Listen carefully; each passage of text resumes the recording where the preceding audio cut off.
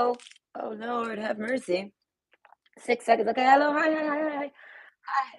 How's everybody doing today? Everybody's doing good. I'm doing pretty good. I'm completely choked up though, and I'm extremely hot. Hot as fuck. Listen. Oh, I got the air blowing in on me. It happened out of nowhere right as I pushed play, and I was like, no, there's no going back. I would have given myself 5 minutes. Yeah, I know. Okay, I'll get in the channel in a second though. Give me a minute. Oh no, it's cooling down. Listen, it's like I'm an old woman. Listen, I was born old, all right? I've reached 30 and now here I shall stay. I have looked 30 since I was like 14 years old. I don't know what the fuck happens. All right, but eventually you just look like yourself and then you're stuck like that forever. At least I am. All right, self-proclaimed cartoon character. Yes. When I lived up north with my ex-husband and I was married, all of his family spoke the French and they did not speak the English. Okay, so they would say whatever about me all the damn time. All right, but they they would always see me wearing like the same shirt, and I'm like, I got like three. And they were like, why are you always in that shirt? You know, you're like a cartoon character. I said, I know I am. I was like, but no, I'm not in the same shirt. I was like, I just got like 4 pairs of the same shirt because I'm a cartoon character at times. This is what I like to do. Yeah, card. Ooh, the elk card. What is this? I didn't even write it down. Listen, that means my memory is getting better because I remember it, but I'm gonna write it down in case I fail. Yeah, no, listen, listen. There's hope for me. I will stop this memory skips. Where's my pen? No, I don't like when I started dropping memories. I did not care for that. Hold on, I'll finish the pics first. You know what you came here for. You read the title before you clicked it. Oh, the octopus card. Okay. Okay, ooh, and the lamb card. Oh, this isn't. I'm still hot. I'm still coming down. Still coming down off the hot flash. Right? Oh, it's not premenopause though. I'm only 36, and I've been having hot flashes like this. It's the diabetes. It has to be. It turns you into a premenopausal bitch. I was gonna say it for the men. They get diabetes. Okay. I'm so sorry. That's when I'm a girl, so I could ride that wave, and like a lot of people won't notice. They'll just think I'm a dumb bitch. ah, I got into a little argument with a little kid just now. Well, not like an actual little kid, but in my mind, a little kid. He's probably in his 20s. Everybody in their 20s is a fucking kid in my mind, eh? Because when I was in my 20s, nobody was doing what I was doing. I had a family, I had a kid, and I was like running the show, cleaning and cooking, and going to the PTA meetings and doing all sorts of shit. I was born old. All right. Yeah, so my mom always said, Nicole, you always know what to do. And I said, yes, I do. All right. So this is what are your spiritual gifts? Okay. Like this is like what are your magical powers? However you want to translate spiritual gifts, whatever your unexplained gifts are in the world. Okay. We are going to identify them and talk about them. All right. Labels are a thing. So you got to be able to use your imagination or else you'll be frustrated like that kid that I was fucking with. Okay. So we have option one, elk, option two, octopus, and option three, lamb. Listen, I'm trying to find friends. Okay. I got this guy. He will be remained unnamed because no, all right, no, too much shit gets thrown at me because I was like, I don't want anyone to try to date him that I know. All right, and I feel like my ex-husband tried to take like my ex-husband went to try, not because he thought I was dating him, because I think he has the hots for him. I swear I could picture my ex-husband straight up acting like a chick and like BFFing with that guy, finding him online. That's creepy. But listen, no, my ex is bored like that. He'll do dumb shit. You don't give a fuck. I feel like it's because he's got the hots for that guy. Listen, he has the hots for that guy. I'm like, listen, if y'all want to be together, I'm the type that's like, listen, I have the hots for him, but if you got the hots for him, you can have him. You can have him. It's okay. I'll go find someone else. And I did, okay? And I do, and I will, whatever. Point is, he who shall remain unnamed, I have a goal in mind, and I'm going to try to get that guy on a date by Valentine's Day. I say this because, listen, okay, dating isn't easy for me. I put myself through hurdles. But on a side note, what's the point of that? There's a point for this. Oh, yes, yes, yes. No, it has something to do with this little turd that I was fucking with. I, either way. I have someone I'm focusing on. But either oh yes, so this guy comes at me. He's like, were you just trying to talk to me for me to be your little boy toy? I was like, ew, why are you why are you putting me in the position of being a cougar? Gross. Ew. I was like, not at all. What the fuck does that even mean, you creep? You know? And then he's like, oh, okay, because I thought you were ghosting me or something like this. And I'm like, I'm thinking to myself, no, I went on an adventure yesterday. I made like 40 friends on Snapchat. Snapchat's easy to make friends on. People are like constantly just sitting on Snapchat ready to talk to a bitch. So I met this guy, this kid, whatever. I basically now I see that the homeboy only wants to follow a bitch because he's trying to date a bitch. He's one of those turds. Like, oh god. Like I didn't want to be mean and tell him, listen, I'm not pathetic and I don't use Snapchat to find dates. I take my dates to Snapchat. I go find my dates all over the place, but I don't look for them here. I don't have someone follow me and say, oh my god, they must like me. Who is this person? Are you my next wife? Are you my next lover? Who are you? I don't care if we live anywhere near each other. Let's just do some cam sex. I'm desperate. And I'm like, whoa, whoa, whoa. Fuck, holds nose. I can smell your desperation from here, and I'm not interested. No. Okay, I got someone I'm focusing on that I want to send tip pics to, and I got to work through my own barriers. I'm not going to work on it with you. Hey, I'm gonna go work on him with the guy I want to fuck. But then he doesn't want to fuck me because I fuck it all up because I'm working on it. I'm trying to figure out how to be sexy. Okay, I went out, I tell him, I went out to be sexy, like in action. All right, whip it out, and I'm gonna be. Listen, when it's go time, it's go time, and I. Okay, but no, to pretend and not even like like there's no carrot, right? It's not like, hey, I'm coming over later. You want to show me something sexy? Oh, that is enticing. Hey, you're coming over later? Here's some fucking peep shows. Oh, yeah, that's great. But when there's no combination, there is no impact to be taken. And they say, what the fuck is the point of that? Stresses me out almost. But I mean, I could have fun with it. I don't know. I'm working on it. I'll find my groove. I always say I won't do something. I'm not gonna do that. Oh my god, I'm so done with that. And then I'm like, I don't know. I go off and do it right after. Uh, I don't know. I realize why am I telling myself I'm not gonna do that? Am I scared of doing it? Let me go do it so I can make sure I'm not scared of it. All right? Yeah. Oh, that's what it was. So I realized he's just a little tool bag, and he was just trying to date a bitch, like on some cam shit. And he's like in his 20s, so he's mentally broken from his bad parenting mom. All right, whoever the fuck that dumb whore is. Hey, tell her to meet me. Hey, I have a 17-year-old and they got more manners than that boy does or ever will have in his entire fucking existence because the foundations of his brain are built off of toothpicks. All right, because that's all his mama could afford, probably. Either way, point is that his mama broke him. And then he comes over to me, a 36-year-old woman, and like wants to date a bitch. No, you don't. You want a mom. Gross. And you think I'm hot, so you want to fuck your mom, but your mom's probably trash. So you're just like trying to replace me, put me as your mommy, and I'm gonna actually teach you sex too while we nope. Right? I need a man. That's what I won't date under 30. Cause I mean he can still have the mom issues, but by 30, they're not trying to fuck their mother no more. They're trying to like wonder what the fuck why that bitch did them wrong. All right, they're trying to analyze that bitch now. All right, they're out of that. I want to fuck my mom and find a new mom stage and fuck her too. Yeah, I know some men never grow out of it though, and I'm so sorry for those guys. I feel like that they never get a girlfriend.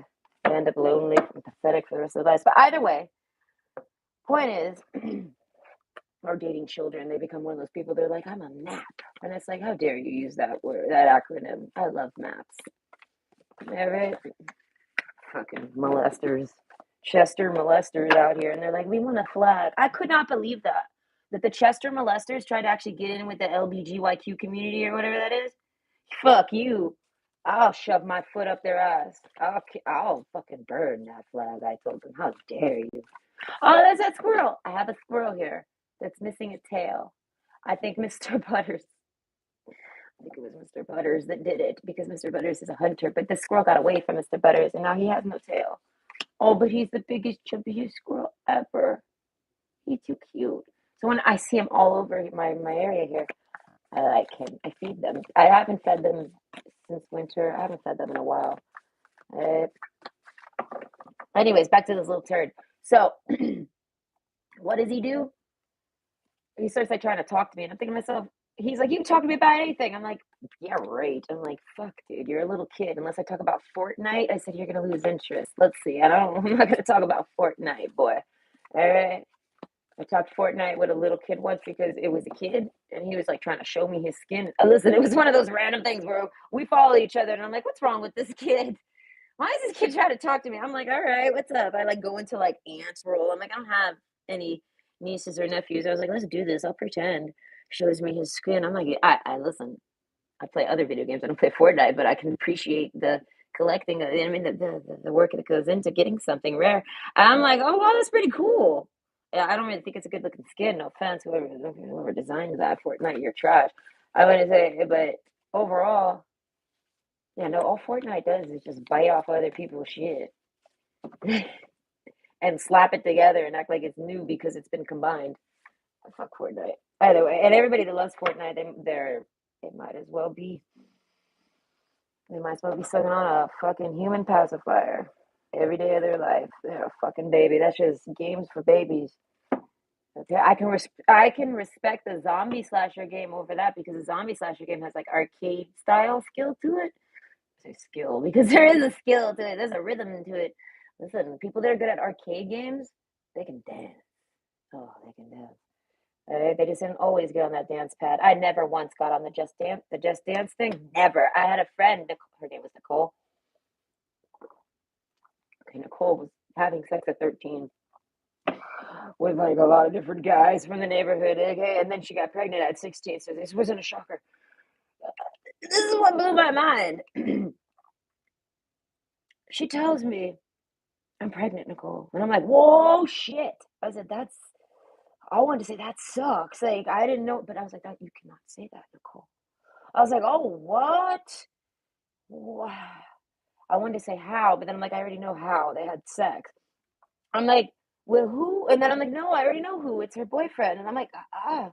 So then she tells me, she's like, we didn't use condoms. I was like, do you ever use the condoms? Like, does this just finally happen to you? Like, is this a failed? Now I got a real question because I'm concerned. I mean, this was like a failed pull-out method. I'm like pulling on my notepad, because like I'm gonna have the sex one day. Is that what they tell me though? I've been taking notes since they put me in sex ed class and they showed me a dick. I was like, wow.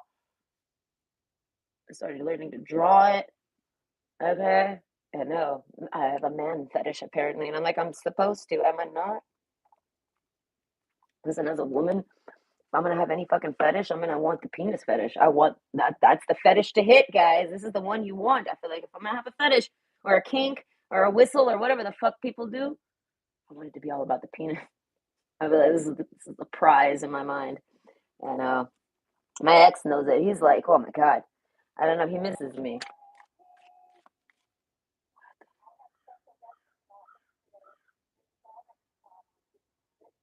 That is scary because it doesn't sound like it's coming from the school at all. It sounds like it's coming from over there by the bridge. I thought that I'm like my boss right now. One day I was riding with my boss. She's from Colombia, right? So this makes sense for her, and it makes sense to me because I'm strange. I'm a time traveler. So when I'm with her, I'm with a Colombian woman. So it's like anything goes. You know what I mean? Colombian shit will happen when you're with a Colombian woman. Is how I see it. All right, I put myself there.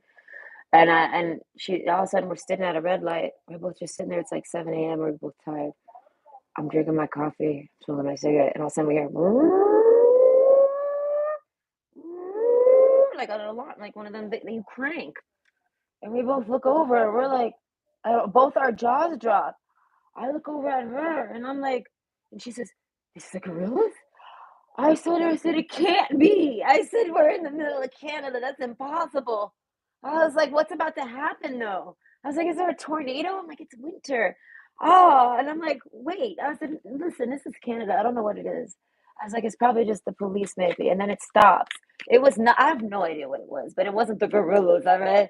She like thinks it's like we're about to, like, war about to break out right now. Like, motherfucking troopers about to come storming down that street.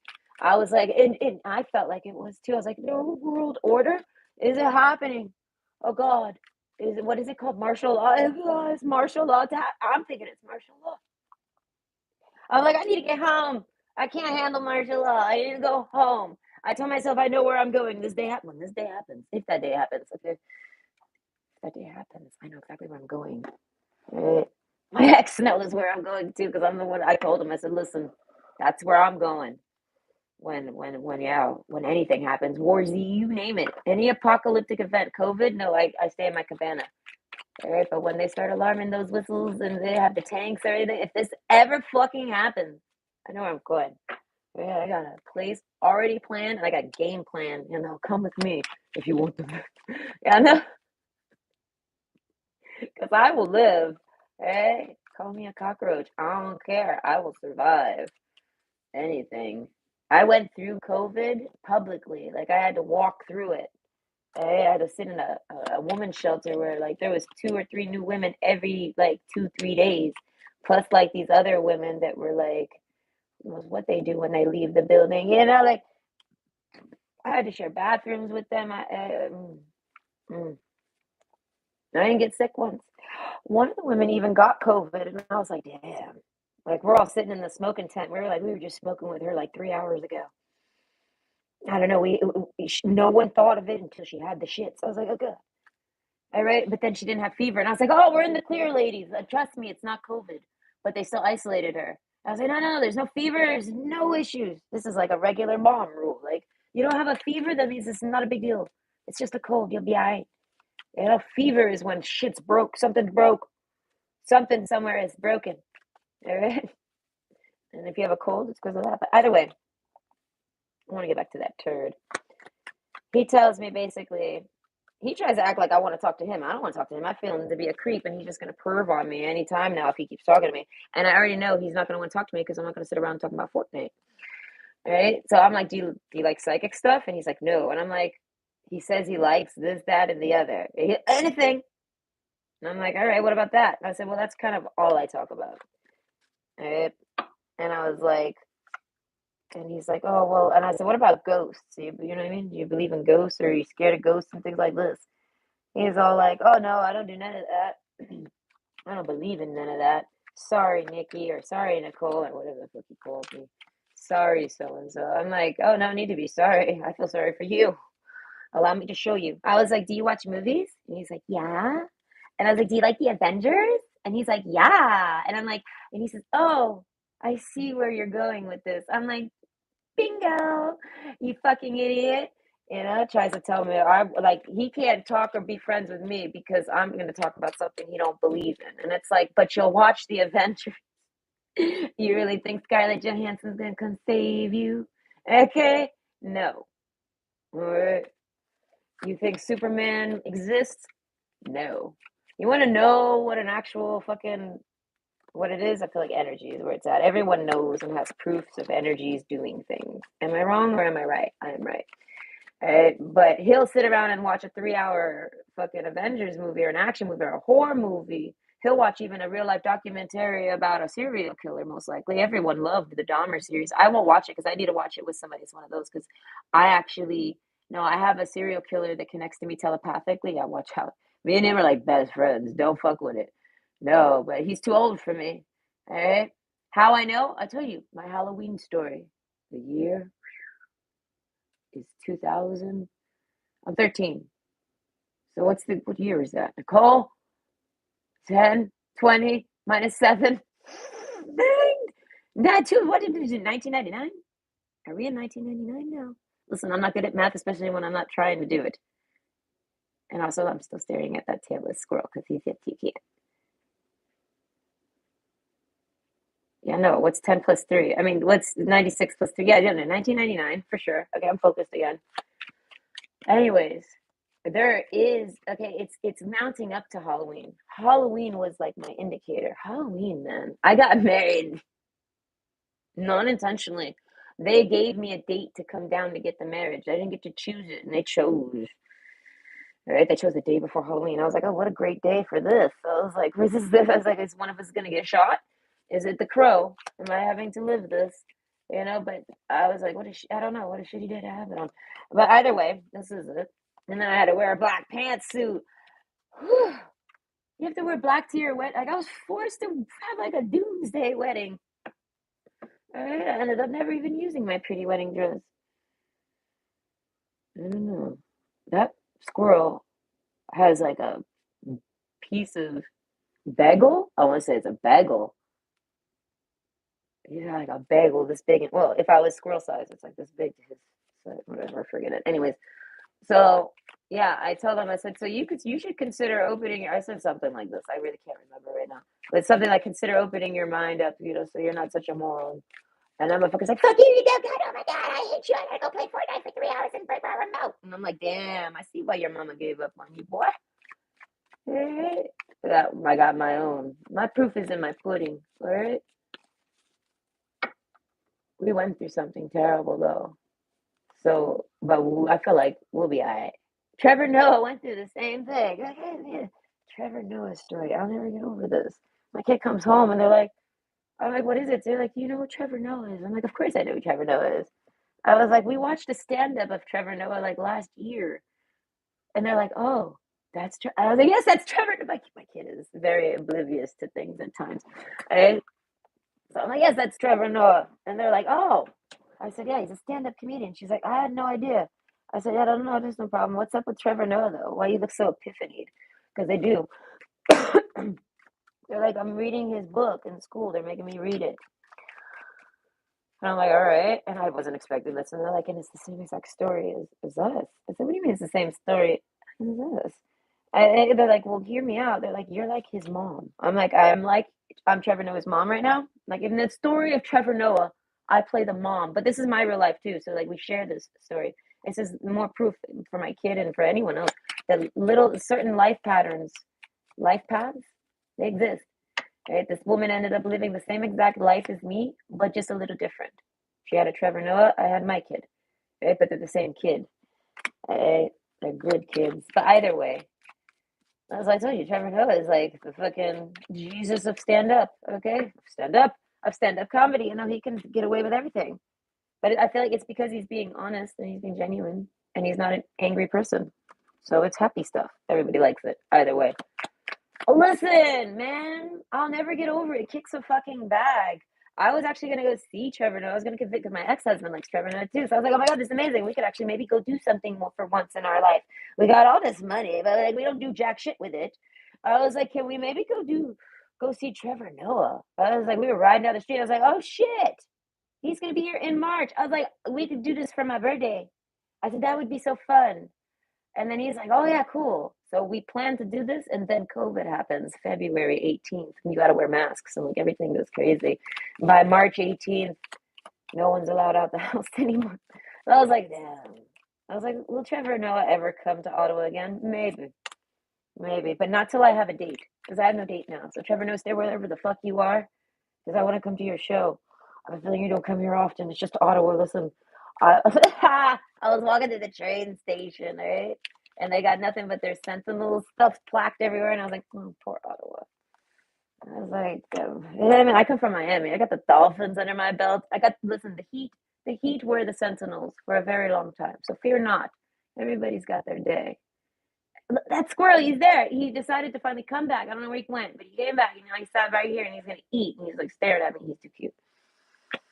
Either way, yeah, no, I was there yes, I actually got to go. I like to go to events and things like this. I don't play basketball and I don't really care to watch basketball games, but I can find an interest in it because it's a game. It's got rules, it's got regulations, it's got stuff going down, and it's got food. All right, and also cool souvenirs and like things like this. Okay, but I went to the finals game. I paid $2,000 to go to that cocksucking game. It was decent seats. All right. And they won the championship live in my motherfucker face. I got to see all the fucking confettis, all the fuck ass balloons. I got to dance. I got to fucking drink. I got to have a good time. I enjoyed that. That was a 2,000 well spent. All right. And now here I am, someone that'll eat like $1.25 pouch of mac and cheese for dinner like every night. Right. But I will spend 2,000 on a basketball game and I don't even play or like it or even like know no, I know the rules pretty decently. And my ex-husband was like a fucking basketball. Listen, he's got genius to him that's on and off. And basketball is one of his strong suits, I will say. I have to write this down, though. And I'm coming. I'm done shuffling. I'll get in the channel. I'll stop rambling. But yeah, no, that boy ended up flipping out on me. I told him, I said, you called me a dumb cunt. I was like, well, you're fucking trying to push up on an older woman like a fucking broken little bitch. And you've probably never even seen a vagina in your life. Get out of here, kid. You're probably a 25-year-old fucking cucksucker. And the only thing, Lizard King? No, no, change your name to the Penis Queen. All right? You're just a boy that sits around sucking penis all day, watching Twitch, looking for someone to influence you. All right, leave me alone. You only came at me because I'm a squirter, and you can sense that I could probably squirt that shit right in your face, and you wish a girl could do it to you. But either way, the point is that boy had never seen a vagina in his life. All right, so he needs to stop pushing up on me, and then actually insulting my own little belief system over here because he's too dumb to have one. Okay, I know. People that take being smart too serious are the funnest ones to call dumb. Because people call me dumb all the time. But it's like, okay. I could do a side reel that would last very like 4 hours, if not more, of me being dumb on live on camera. That's not even including my life. Okay, what is this? What are your spiritual gifts? So it's like, I don't know. There's a humbleness to me. Everybody's blind to certain things, though. But what do you do once someone points it out to you? Do you realize it? Do you analyze it? What do you do? You know? I honestly think that when people say, I don't believe in ghosts, right? I tell myself it's because they're scared. Their subconscious literally is begging them not to believe in it because mind over matter. If they don't believe in it truly, then it won't matter. But it not mattering doesn't mean it don't exist. Okay? Yeah, that's the problem with not having the belief system. It's like looking in the dark, being in the dark, but not wanting to turn the light on. Because when you turn the light on, there's like horror in front of you. So it's like you keep that light off. And then you tell yourself, if I can't see it, then I don't believe it. And then you're okay. You feel safe. This is to coddle the subconscious. Most people seek religion to coddle it, and they suck on religion's dick like a motherfucking cuck, and they hate to be questioned or they hate to be proven wrong. I proved that boy wrong in 2 seconds by just proving out the fact that I can psychically, because I have mind magic, I already psychically know that this boy is like somebody that believes in those types of superheroes and shit like this and has like a belief system to where like people could be powerful. But he ain't gonna believe in ghosts, you stupid. Get out of here. Stop watching the Avengers if you can't watch a horror movie. Oh, wait, you can watch a horror movie. So then why are you telling me that me and you can't talk about this shit? Oh, it is because you're scared. Well, don't fear not. You fear the unknown, and this is natural human nature. There's nothing wrong with being afraid. When you're afraid, it's because it's something's there. Okay? What are your spiritual gifts? Wait, what? What? Hold on. I forgot a word. I do that. I forget words with people. When people forget words with me, and it lets me know that I'm fully locked in and telepathically connected to them. And when I forget words with them, it means that I am too. Like there's a connection there. People don't know these things. I can teach people how to see when things are going down around them, but they gotta believe that it's possible. They can't be negative against it. All right? They can't, or else they ain't gonna be able to do shit with it. You've gotta open your mind to the concepts. If you can open your mind to the concepts, to enjoying watching Superman fly around and like act like he's destroying shit when he's not, and like if you can open your mind to that concept, I feel like Batman's the most believable one out of all these motherfuckers. All right? Because all he does is use money to get the job done, and himself, and his boredom. Okay, but yeah, point is that that's believable. There could be Batman out there. There could be vigilantes. This is not a. This I'm talking about those types of people. I'm talking about like the ones that come from, but they combined them, did they not? They had that guy with the universe brain or whatever. That's not. I used to watch a lot of this cartoons. My brother liked them, and I would watch them. They were good. I'd get invested. This is one of the main. Listen, growing up with my brother is one of the reasons why I watched a lot of those things that boys do, and I dug it. I got into it. But I would have never. If I had a sister, I would have never. Listen. Oh my gosh! If I would have had a sister, I probably would have ended up being a completely different person. All right. What spiritual gifts? What are your spiritual gifts? Oh yes, and how can we strengthen them? I'm drinking Dr. Pepper. I forgot to mention that. No, Dr. Pepper's worse than tea. I chose. It's okay. How can like I like Dr. Pepper?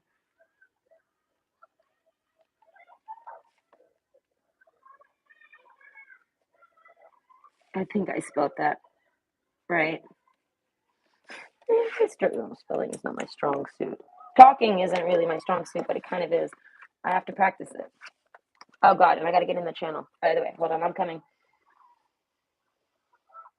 If I could close this blind, I could focus more. I don't know why. Now the kids are on recess, and I'm just watching them all like slide down this hill. I want to go sliding down that hill.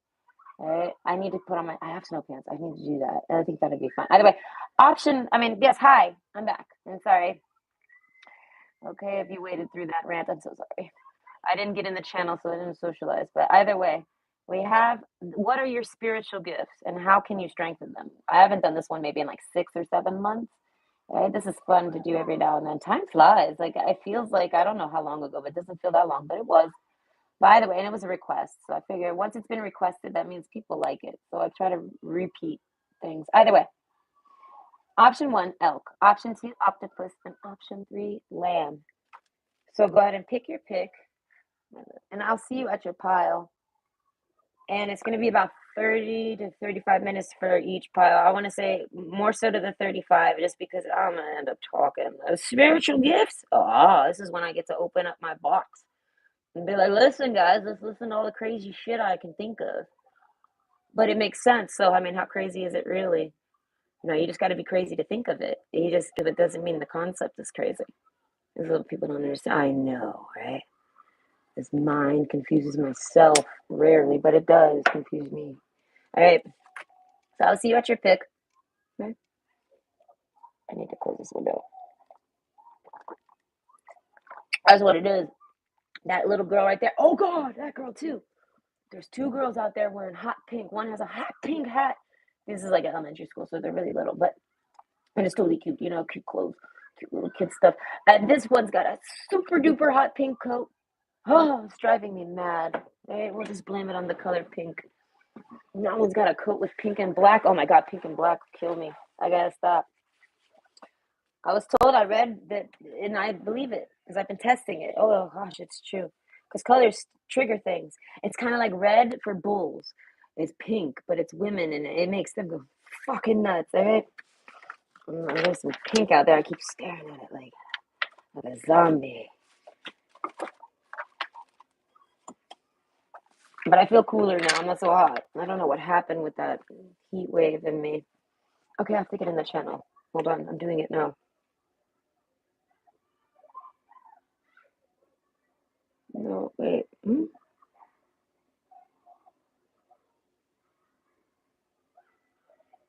Okay. That's from my boss. My phone is dying. I know. There's a perk to waiting. Okay, if I don't get in the channel quick, 6 people watching. Hello. Okay, if I don't get in the channel quick though, it ends up being on my front page for me. That like never happens. I hate having to go fetch it, but overall it takes forever.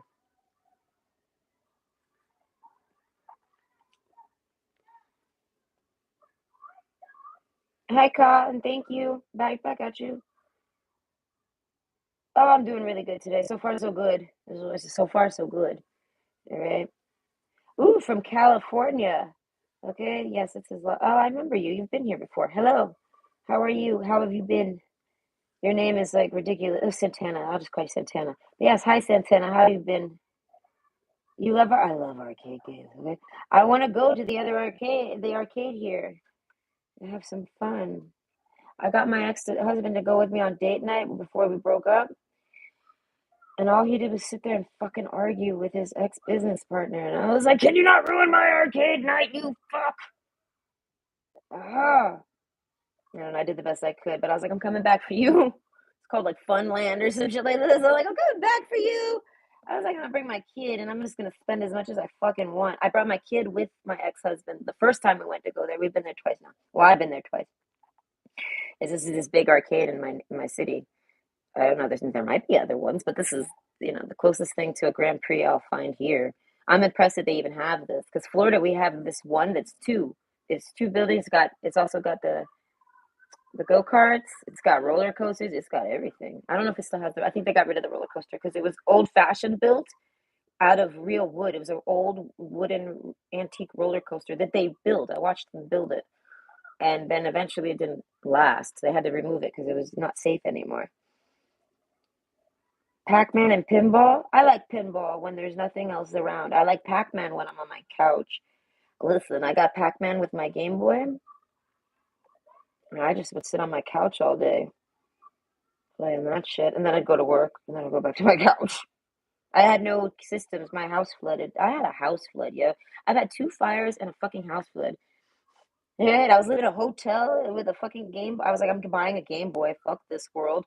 If I'm stuck in a hotel staring at the ceiling, okay, I was like, I'm gonna go buy myself a Game Boy. I do this, and I'm like, what games do I buy? Yeah. Ghost encounters. That's interesting. I don't ever really have scary ones. I always argue with them, man. Like when my TV became possessed, I literally sat there yelling at it, like, "Can you not?" I'd throw my shoe and be like, I'm trying to watch them give surgery to this chihuahua. What are you doing to me? I was like 13 years 13. Oh yeah, no, the story with the serial killer and the Halloween, yo. I'll try to squeeze that in real fast. No, and listen, I was feeling like someone was trying to tell me about killing and all this stuff, and I'm like, well, who are you and why are you killing people? And I'm like, this is nuts. Am I talking to a ghost? You know, I talked to this person, and then it starts showing up on the news. There's a man that's in my city killing prostitutes. And here's his kicker. He cuts them in pieces. He dismembers them and puts them in a suitcase, and then puts them in a random trash bin anywhere in the city. Like where's Waldo? Or where's the hooker? Yeah. And I was like, well, I asked him, why are you doing this? And he was like, literally for justice or some shit like this. I was like, wow, this is nuts. This is nuts. This is nuts. And then guess what happens? They put a curfew on Halloween. I had to be home by 9 p.m. I was like, are you kidding me? That's like 1 hour of darkness. Why are they doing this to me? And then they're like, it was because of the serial killer. And I was like, he's only hunting hookers. I was like, why are you blocking my Halloween because of a hooker hunter? I don't listen. I don't want to judge what he does. I don't even want to know what he does. He's doing that. And then it pissed me off because of Halloween. It stopped after Halloween though, because I got mad about it. I don't know. That's why I was like, whoever this is, I don't know. He listens to me. I was like, listen, can you not fuck up Halloween for me ever again in my life? They're like, no problem. My marriage was probably scheduled for Halloween. He's like, hold on. I'm just schedule it for the day before because I promised I would never fuck up Halloween for you. And I'm like, okay. I I woke up with a hand on my throat. Whoa, but no one was there. Wow. There was a man spirit and the other spirit could hear yelling at each other. It was insane. That is insane. Okay. I haven't had anything like this. Oh darn, I messed up. No, I've been pushed. Things like this. I've been shoved. I get banged a lot, right? But mostly me, it's devices and things. Electronic devices. Oh God, they go nuts around me. I can't stand electronic devices because I make everything go nuts. But that's where it's like as if the energies try to use that to bother me. Oh God, it's almost like these ghosts want to just piss me off. I don't know. Oh fuck! I don't want. Listen, I don't want to deal with a ghost that's trying to choke my throat because I'm gonna go. I'm gonna go ape shit on that motherfucker. I know right away. It'll trigger me into oblivion. I feel like no, that'll. You think I'm crazy now? Wait till I wake up to a spirit doing something to me. I'll be like, what? I don't know. That's what I say. Oh, the whole world's gonna feel that quake. When I say quake, it always makes me think. Listen, I'm not even gonna go there. Anyway, option one: the elk. Okay, and stingray. Hold on, I want to move these. What am I reading for? Okay, yes, your spiritual gifts. Okay, you're very grounded. This is a gift in itself, but it's not really the spiritual gift. But I feel like maybe that's how you get to it. Ah, ha, ha. Fuck. All right. Karmic relationship. So I can already tell you that you're in some type of relationship or you've been in a relationship that was directly designed to not let you reach potential. Success card. Okay. So I'm going to say you're spiritually gifted. I feel like with giving people success, blessing people. No, that's a really interesting gift. Like you can give people gifts, spiritual gifts, blessings. That's interesting. Okay, the bridge. I feel like yeah, but it's by your means, it's by your decision. The elk card. I don't know. You have a very parental energy about you, and your hard work is paying off. I feel like I don't know if you're doing this. You work this gift. When you have a gift, you have to use it. And you can't usually, gifts are not given to you to use on yourself. They're given to you to use on others. So I feel like if you're someone that always helps others and you see them like fucking take off, I want to say, not the design, but know that you judge them to be a good person. You have judging, spiritual judgment for something like this. How can you strengthen it? I feel like solitude, karmic relationships, staying away from crazy bitches, right? Keeping bitches at a distance. The separation card, yeah, no, this is your key to paradise. Yeah, no, you need to get away from whoever you're dating or whoever you've been dating. Coagulation, no, that's like bad blood. Ew, it's probably smelly too. Like blood starts to smell. All right, blood has a smell to it. Old blood? I mean like really old blood, not like a couple hours. No, I mean like old blood. Yeah, no, ugh, the study card. Let my mind be clear and strong. Let me study well and long. So there's something about studying. Okay, you need to recognize that you have this gift and then study it. I want to say if you have this gift, you gotta have other gifts. So maybe you want to if you're interested in any of the other piles, you should maybe watch them when you have time. But if not, study card, I feel like you might already kind of know some of your spiritual gifts. Okay, but overall, the bridge card and coagulation, that's making me think of being the bigger, better person, the more responsible person. The peacock's tail, putting your ego down. Maybe you're someone that's very egotistical. And I feel like you, as I say, there's like a sense of having your nose up. Like all right, you're very, what is it, exclusive. Or, you know what I mean? Like you're very picky. Or, you know what I mean? You're very fucking judgy. All right. And I feel like, but this is why you're supposed to be. If people try to make you feel bad about being judgy, I feel like don't let them. Your judgment is proper. The only reason they don't want you judging them is because it's like I mean they don't want to hear that shit. Nobody wants to hear that shit. You know what I mean? You got to see it as everyone is literally going to be like a child compared to you. Not everyone, right? But a lot of people, and they could be older than you or younger than you. They can even be like you know what I mean. They can even be your parents. It doesn't matter. The point is that you're more of judging. You know what I mean? Like you're put here to basically do that, make the wise decisions. You know what I mean? Naturally, it's just in you. I feel like the study card, there's a something like self-discovery and self-studying. Stingray, something with your chakras. You might be able to read chakras. I want to say read them. I'm not sure if you can actually do work in them. I want to say possibly the peacock's tail. I want to say your ego is in the way. You're like, I feel like you don't even necessarily know what a chakra is. Or maybe you do, but you find that shit laughable or stupid or something. And I feel like it is. It sounds silly. But this is the whole point. It's a stigma. But it's to defer people like you or anyone else with any spiritual gifts so that they won't like actually embrace it or even look into it. And for a lot of people, they don't want to look into it because they don't have any.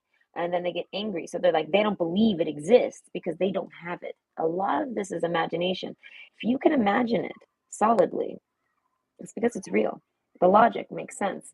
Like you have to picture your imagination as a black space and you start to pick up mentally colors and you can create things in there. You can create it very detailed, it could be cartoony, whatever you create it to be, but it'll go into a flow like a story in your mind. And if it can't, it's because you've reached a blockage. So it's like if you can't even formulate a picture at all in your mind because you're not gifted with the imagination, then no one's going to believe that. They're not going to believe that. So I want to say there's that. Yes, unfortunately, like 80% of this world has zero imagination. None. So the moment anyone has any, they're like, oh my God, that's unbelievable. Oh my God, that's crazy. And it's like, no. It's only crazy for you because you are capped. You know what I mean? There's people out here that are not capped. You have a very capable mind. Okay. I want to say you might be good with I want to say forcing things. Like, how do I explain that? Like, if you go to the casino, you might actually like win those slot machines or something because you can kind of like energetically, mentally control it. This is a spiritual gift of yours. You can somehow control energy, control it. Okay, so now how do you actually strengthen that? Oh gosh, I feel like it's kind of like water bending. It is. You have to imagine the energy force is like a liquid. Sometimes the energy comes in a smoke form or you know what I mean? There's all different types of formats of it, but this one is liquids. It's like a liquid, even though it's not really here. All right. People believe in dark matter and that they're like, there's a super mega dense matter that no one sees, feels, or touches, and we're surrounded and breathing it and walking through it right now. And I'm like, but you believe that. Okay, but let me tell you now, I'm gonna tell you, guess what? Believe it, it's true. But let me tell you what that dark matter is. It's the 5D. All right, and what's in there? 10 times more than this fucking world can ever fucking hold. This world is a sponge and we've reached maximum capacity here. All right, but either way, the heart card. How can you strengthen this? I feel like something with water, manifesting with water, salt water. If you live near an ocean, this is great.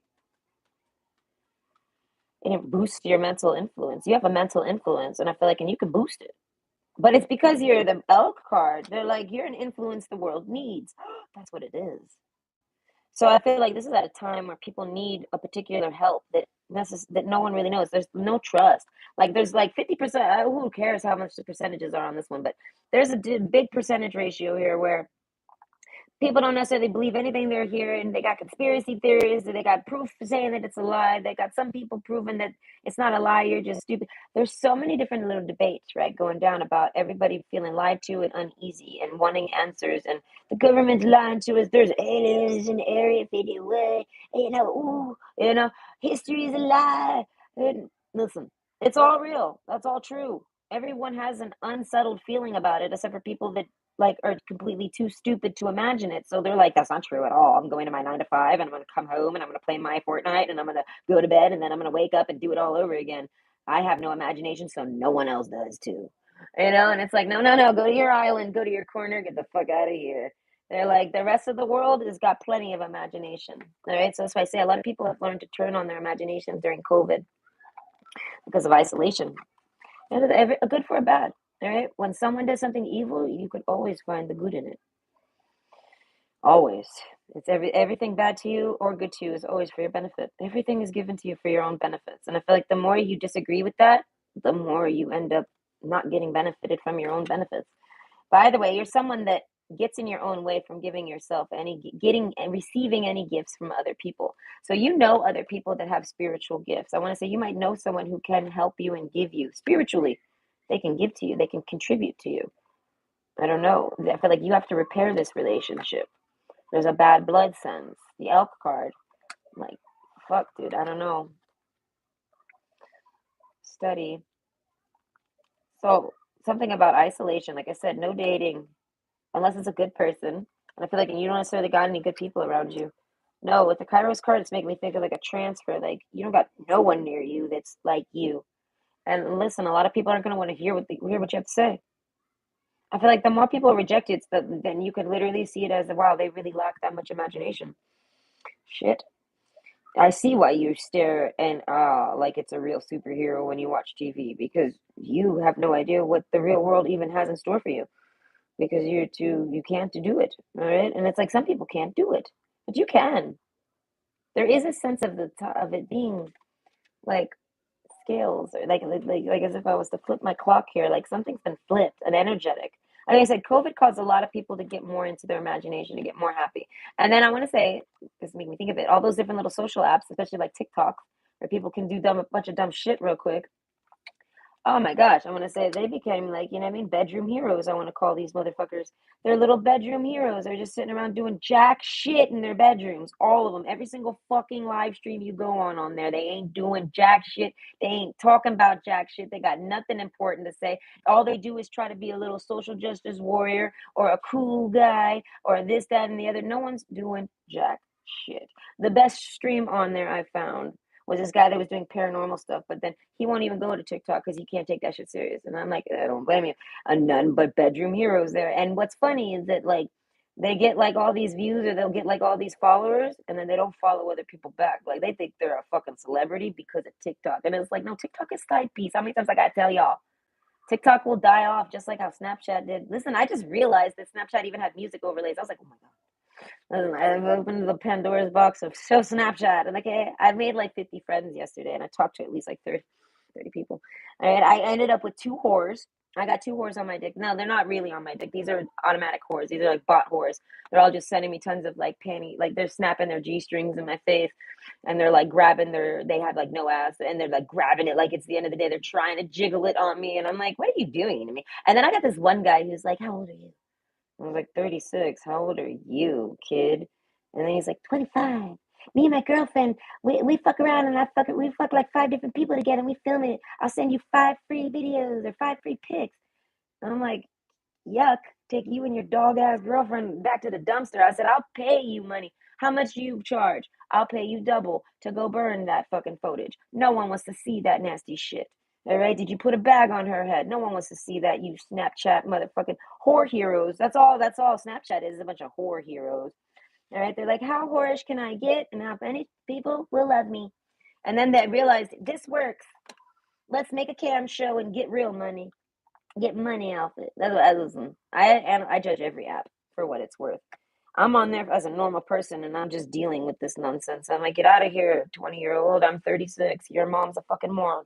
Get out of here, fucking 50-year-old. I'm not gonna date you. Get out of here, guy I'm trying to date. You don't want to date me. You're too busy to talk to me. I don't know. Listen, when I was a kid, it was like the year is like 1988, and I'm watching like Back to the Future or something, and I see them use the video phone, and I'm like, one day. So I'm like, I'm gonna try to find to make some friends to use this video phone on, and I've done nothing but bother people on it because I'm not like a whore. I'm not sitting around snapping my G string for these guys, so they're all like, nah, this is the only reason we use Snapchat. What are you doing, Nicole? You're being boring. You're actually having something interesting to talk about. What are you doing? What are you doing? As I say, there's a sense of you might even use apps. Don't even use these apps. I feel like love call. Now, if you have someone in mind that you like, maybe that's the person that can give gifts too. I don't know. I feel like they talk to you. They try to talk to you. Coagulation. This might be someone that hurt your feelings or was mean to you. They try to come back and be nice to you. I feel like they're just doing that to, I feel like, to help you. This is somebody that I feel like you are, okay, you're kind of a dick. Right? You're kind of seeing it as this person's coming back to get your forgiveness for like benefit or something. This person's like, fuck no. They're like, I'm straight. I'm coming back to give you some help. I hear your camera's broke, bitch. What's up with your camera? What happened with that? Extends the hand. I can help you with that. Okay, so I feel like, but you don't know this, you don't respect this. I feel like it's something where you recognize that you have a gift, but you feel like you're the only one with it. And it's like, nah, nah, nah, nah, nah, dog, nah.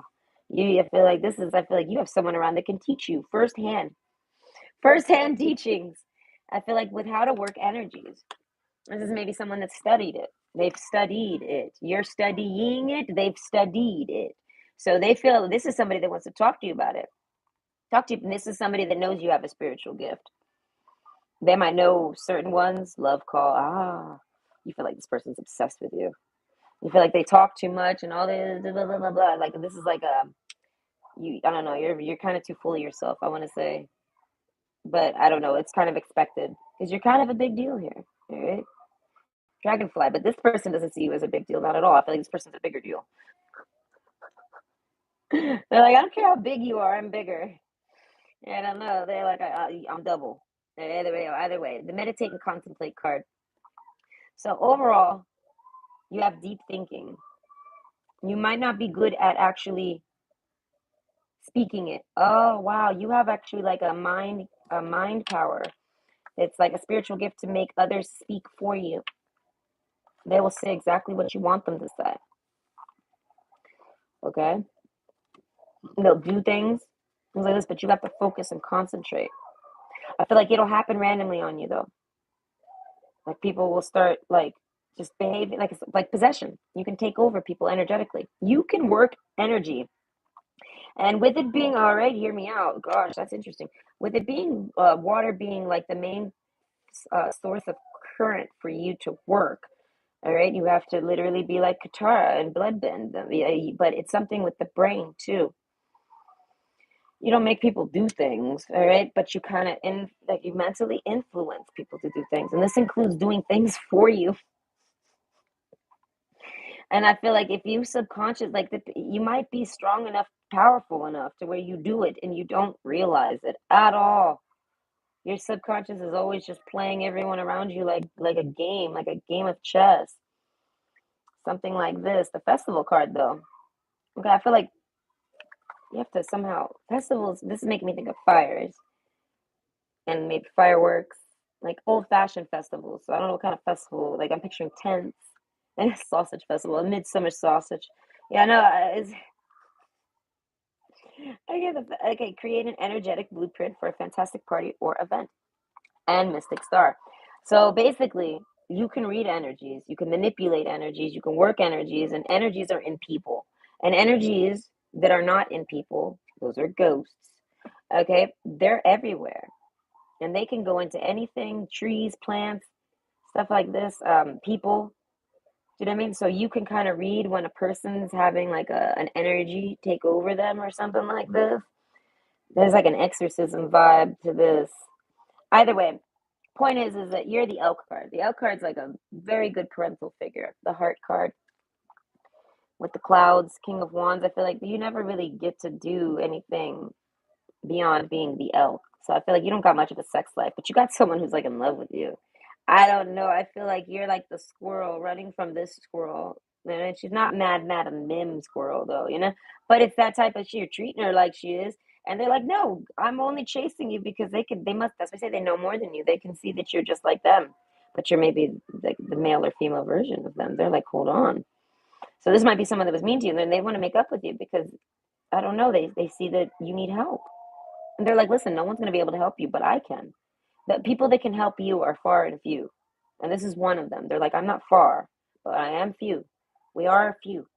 They're like, so they're seeing this as like a game board. They're like, I'm strategically placed near you, so I must be here to help give you something. Okay, so it's like dragonfly. You bring light to this world and communications. Listen and speak with greater care.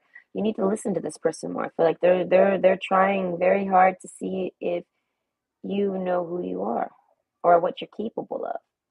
And this is somebody that it's like almost like ask for the teacher and they appear, and this is the teacher. You're the student. And I feel like and you don't want to be their student. You want to be their lover, all right? The heart card, the fox card. This person turns you on. You don't necessarily got you weren't expecting that. But no, this is your teacher. It's not I feel like if you're a dude, it's not a dude, it's a girl that's your teacher. And I want to say, and if you're a girl, it's a guy that's your teacher. It's just the natural flow for this type of stuff, for spiritual gifts. Yes, it's something about giving you the other perspective because you're capable of seeing it all for yourself, but there will be blind spots because you are anatomically, no, is that what it's called? When your bodies are just different. So there's going to be a hard difference on certain things that create different perspectives that are both accurate. Do you see what I'm saying? So I feel like you met somebody that's very much like you. Bad blood. Oh, I feel like this person, I don't know. They try this. I feel like they meet people all the time with spiritual gifts or something like this. This is a teacher and spirituality. African Violet. I feel like they're not like a teacher per se, like where they're walking around looking for students. I feel like they end up talking about it to the people they want to talk about it with. It's time to connect with what you believe.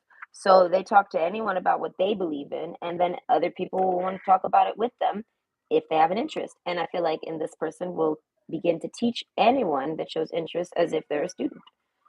And I feel like this person could totally date you while teaching you. I feel like this person has reached a point where they need the other perspective to finish. And I feel like, and they're hoping maybe you, they're hoping that you either are at the same point as them or they want to catch you up, something like this. And sex is like one of the easiest ways to mentally connect and force someone to like download like an energetic package, I'll call it, but like of data. So like this person can drop like energetic data. I feel like through your eyes. You have eyes. Something about your eyes. You can definitely see data or see images from other people's minds projected into you. If that person knows how to project an image to you, you can. If you start imagining something like a flash, like it's almost like it's like a picture. Like maybe it holds and then it goes away. Now it's back and this gone. Or, I mean, like this, like it's like a picture in your mind that just keeps flashing, but it doesn't have like a pattern to the flash. It's just constantly flashing up in your mind. Other pictures too, maybe that you don't know of. Like it's not like media you've seen, or it could be, but it's places or things that you've seen in your, you fill in the gap with what you've seen, right? But it's something about you being able to see the actual image the person is sending to you. Like this person could take a picture of a particular building in your area or a tree, whatever. They can think on it, and them thinking on it, you'll start to see it if they send it to you. Something like this, brain waves. As I say, you control brain waves and energies and things like this, and this person can somehow teach you, but I feel like they're learning it too, maybe. But overall, this person doesn't want bad blood with you. They want you to be happy. They feel like they can help you just by being, by making up with you and being friends with you. It'll somehow help you in your life. They're fine. And I feel like, I don't know, Malady, maybe they only got regular old fucking human issues over here. And I feel like there's like, letting go, let go. That's why I say this person wants to date you, but I feel like you don't necessarily want to date them. I don't know. This person's like, well, fine, you don't have to date me, but we could still be friends because this is somebody that wants to like be your study buddy. They're like, I just really like, I would date you too. And you know what I mean? That's what I say, but they don't realize that you're even looking for a teacher. This is someone who doesn't even realize they are a teacher, but they're naturally a teacher. They'll stand up and start accidentally teaching people all the damn time. Okay? Or correcting people or just sharing what they know openly. I feel like, and it teaches.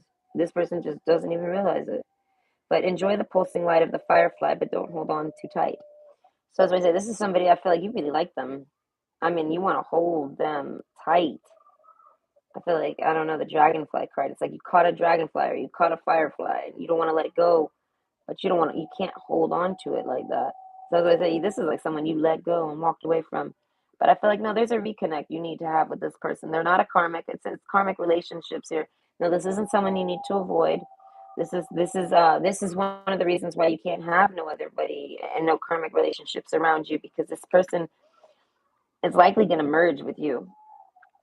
Like merge, like as in like you guys just become really good friends at the very least. I feel like if not, okay, making that happen instead of this. Being all alone, instead of being all alone on the phone or something. No, you guys are together. Right? That's what I say. There's a sense of y'all could fall in love. And it's not karmic. So I feel like if y'all don't fall in love, it's one of those where you end up not really disliking the person. So I feel like maybe you ended this way, ended something with this person karmically, like how you would a karmic person, and it doesn't work. Universally, it can't, because this person's not your karmic. It'll bounce back on you. This person's always going to bounce back to you. And I feel like because they're going to be energetically called to you, because your mind is literally screaming for this person, and then you're rejecting who it is, or you're not recognizing it. You might not be rejecting it, you just don't necessarily know this. This is what happens. This is manifesting. You're kind of manifesting love, but you're also kind of manifesting a teacher, and then you get both in the same package, both rolled up into one. And I feel like, I don't know, there's a sense of having to balance that. And I feel like you have to balance all that out. There's a separation that needs to happen here between you and this person. So I feel like everything is on purpose. There was an isolation that you have to go through that helps you with the study card, helps you study, I guess, the people around you, helps you clean up your energetic space. This person knows how to clear your energies. I feel like truly, not just like with smoke and things like this. No, I mean like, because like when you use like sage, it's a neutralizer. It brings everything to zero. So you have to like refill it now with a new energy. And new other energies could get in now because it's neutral. Because when you let energies into your space, say you let, let's just use colors. Say you let like a really dark purple energy into your space. You want to cleanse it. It's doing things in your space. It's growing. It's adapting. It's morphing. It's becoming whatever, right? It's this energy in your space that's stuck there dwelling. You want to freshen it up. So let's burn some sage and try to cleanse this, right? So you're like, your energy is like the color pink. You burn sage, and now everything is white in the room, like a fog. There's no more purple, and now you have your pink around you. You have to fill your space there, or else if you go out and hang out with anybody or let anyone over your house, they deposit their energies in there.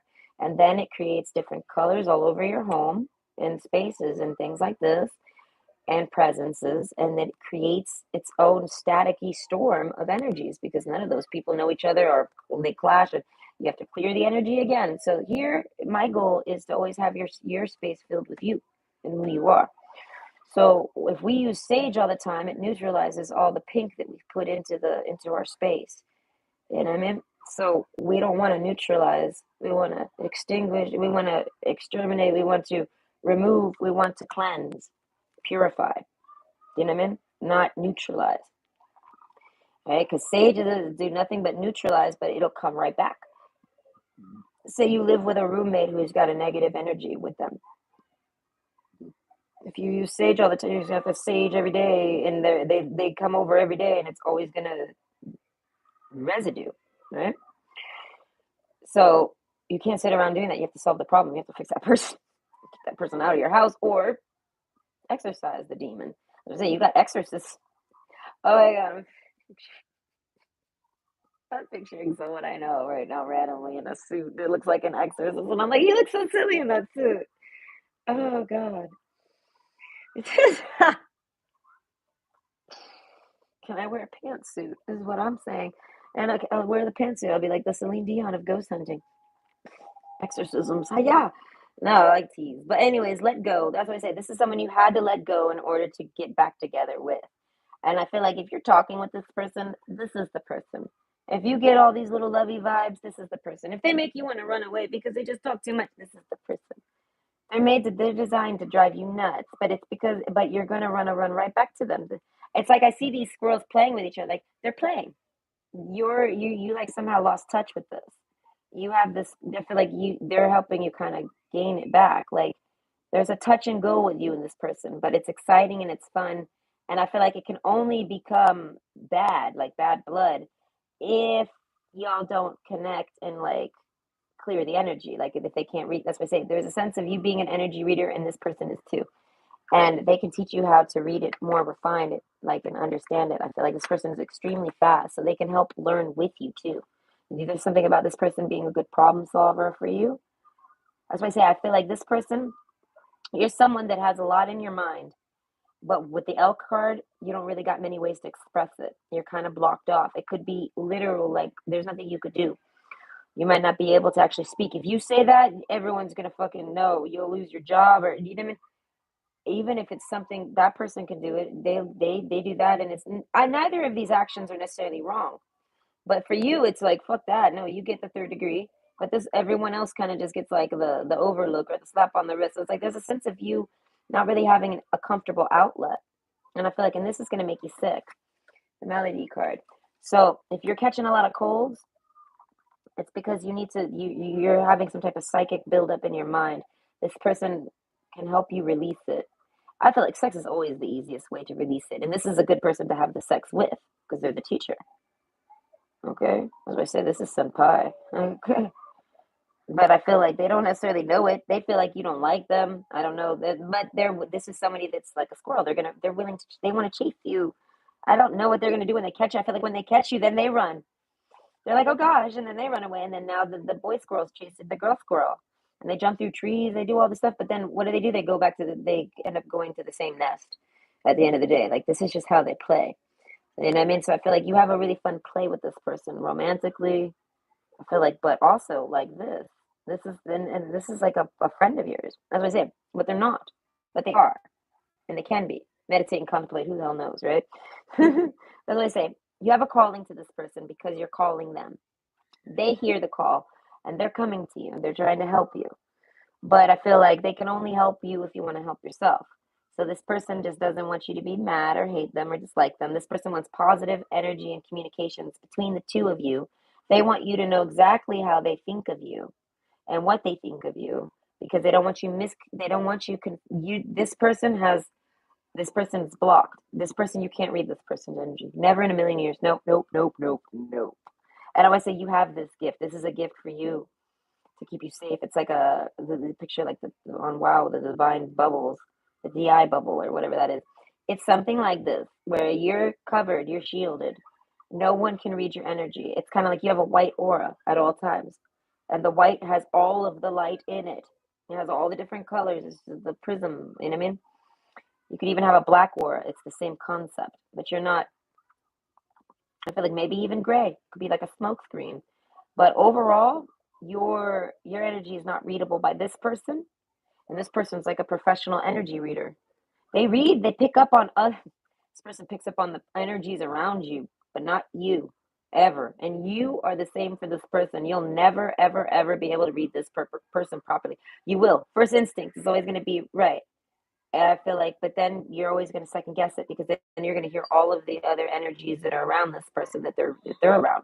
So I feel like if this person isn't around too many energies, it's a little easier, but they cling, they energy work, so they're always going to have energies around them. If you go to work, you're always going to have energies around you. So there's a sense of like you both need to know this so that you can both stop letting it get in the way from connecting and getting closer so that you can either catch up to this person or you both can start doing new research and then you end up falling in love, falling in love. I don't know, uncertainty. I feel like you don't believe that. And I feel like maybe you really like this person, but you just don't believe they would ever love you. I feel like no, no, this is your person. They're like you're this, they're the same as you. They're just you're the male or female equivalent. I feel like they don't necessarily know that though, but they see you as an equivalent of them. So they're trying to date you. They like you. It's this, and I feel like this person meets people that are very much equal to you often. I've not often, but often enough. I feel like the internet exists, maybe really often. It depends on how much they go looking.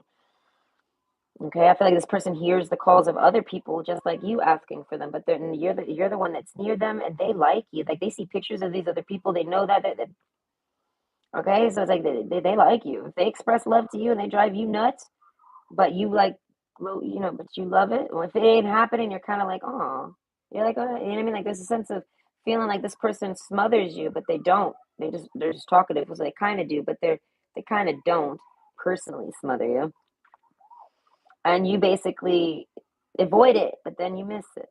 And I'm in coagulation. I feel like it doesn't take long for you. I feel like this is like somebody that you like to talk to at least once a day. You genuinely like to talk to them at least once a day. You like to stop by and say hi to them. I feel like you want to talk more, but I feel like you're on this elk journey here.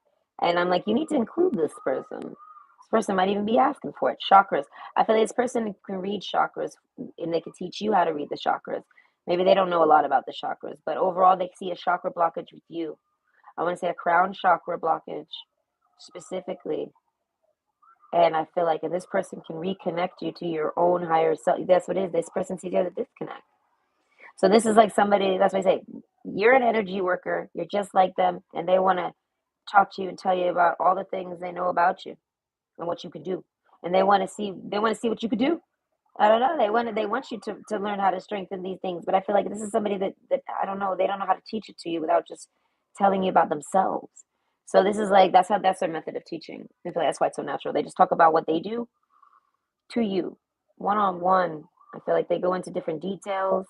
You can ask them questions so they can know what areas you question on. And I mean, this is somebody that doesn't know where to start. It includes so much stuff, and so you have so many gifts, like a big old package. Okay, but with this package that you get, this is the package basically. You're protected. No one's allowed to read your energy ever, ever, ever, ever. If any card readers ever try to read about you, no one's going to be able to do it unless there's someone like you studying, and then they might not be right. They're going to be right or wrong. They could be right about all these other people. But when they try to read you, it's hit or miss. And if they're the teacher, it's the same thing because all of these students are supposed to be like this teacher. All this teacher isn't the only teacher. Do you know what I mean? You're only a student because you're not as caught up as you could be because there's someone near you or you're asking for more knowledge and someone around you has it. So they come energetically. They can come through online, anything. They answer any type of call. They pop up, you know what I mean? And they're even a student in their eyes. So that's why I say they're not like above you. They're your equal. And there's other people like this with all these spiritual gifts. So they meet all these people and they try to get people to be open minded to them. Uncertainty, to like lift the fog home. Wow, the clouds card twice. Yeah, no, this person definitely likes people to go home and get some private space and practice things. You must have telepathy. If you have telepathy, they say talk to your pet, and your pet somehow, energetically, you speaking, you have an energetic speech. You don't speak a lot for a good reason. It's like when you speak, people listen. That's why I say this person has studied you a bit and they know certain gifts that you have that they necessarily don't. But they see it as that's the opposite of them because that means you're supposed to have that gift because they have the strong suit that helps support that gift to help maximize it. And something like this. That's what I'm saying. This is somebody you're supposed to do magic with or learn with and study with. And I feel like this goes beyond, I feel like this goes in past lives. Let go. I feel like Dragonfly, no. I feel like you've known this person a long time. As I say, this person's excited to bump into you, but it's because they can read your energy right away. They don't even know what it is, but they know that energy signature, and they just go naturally with how they feel with you and how excited they are. How much I feel like this person doesn't necessarily talk to many people, but they definitely like to talk to you. So it's like it's something like this. Like they read your energy, and they could tell you all sorts of things about your energies. But overall, your main blockage is people preventing you from talking to this person, including yourself, and also not opening up your mind enough and not having enough privacy to explore your imagination comfortably. Okay, I feel like you wouldn't even necessarily explore your imagination too much in that with that other person, and I feel like and there would that's someone you would never. I feel like you're not even shy to do it with them, but you still wouldn't. It's a private thing.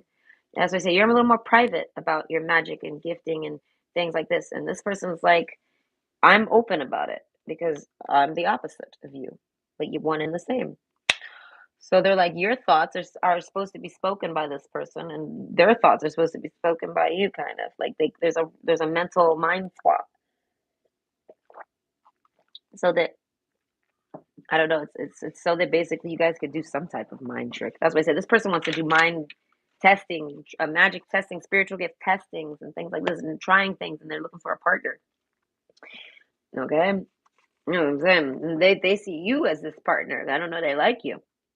Either way, I hope you enjoyed and you learned a little bit more about yourself.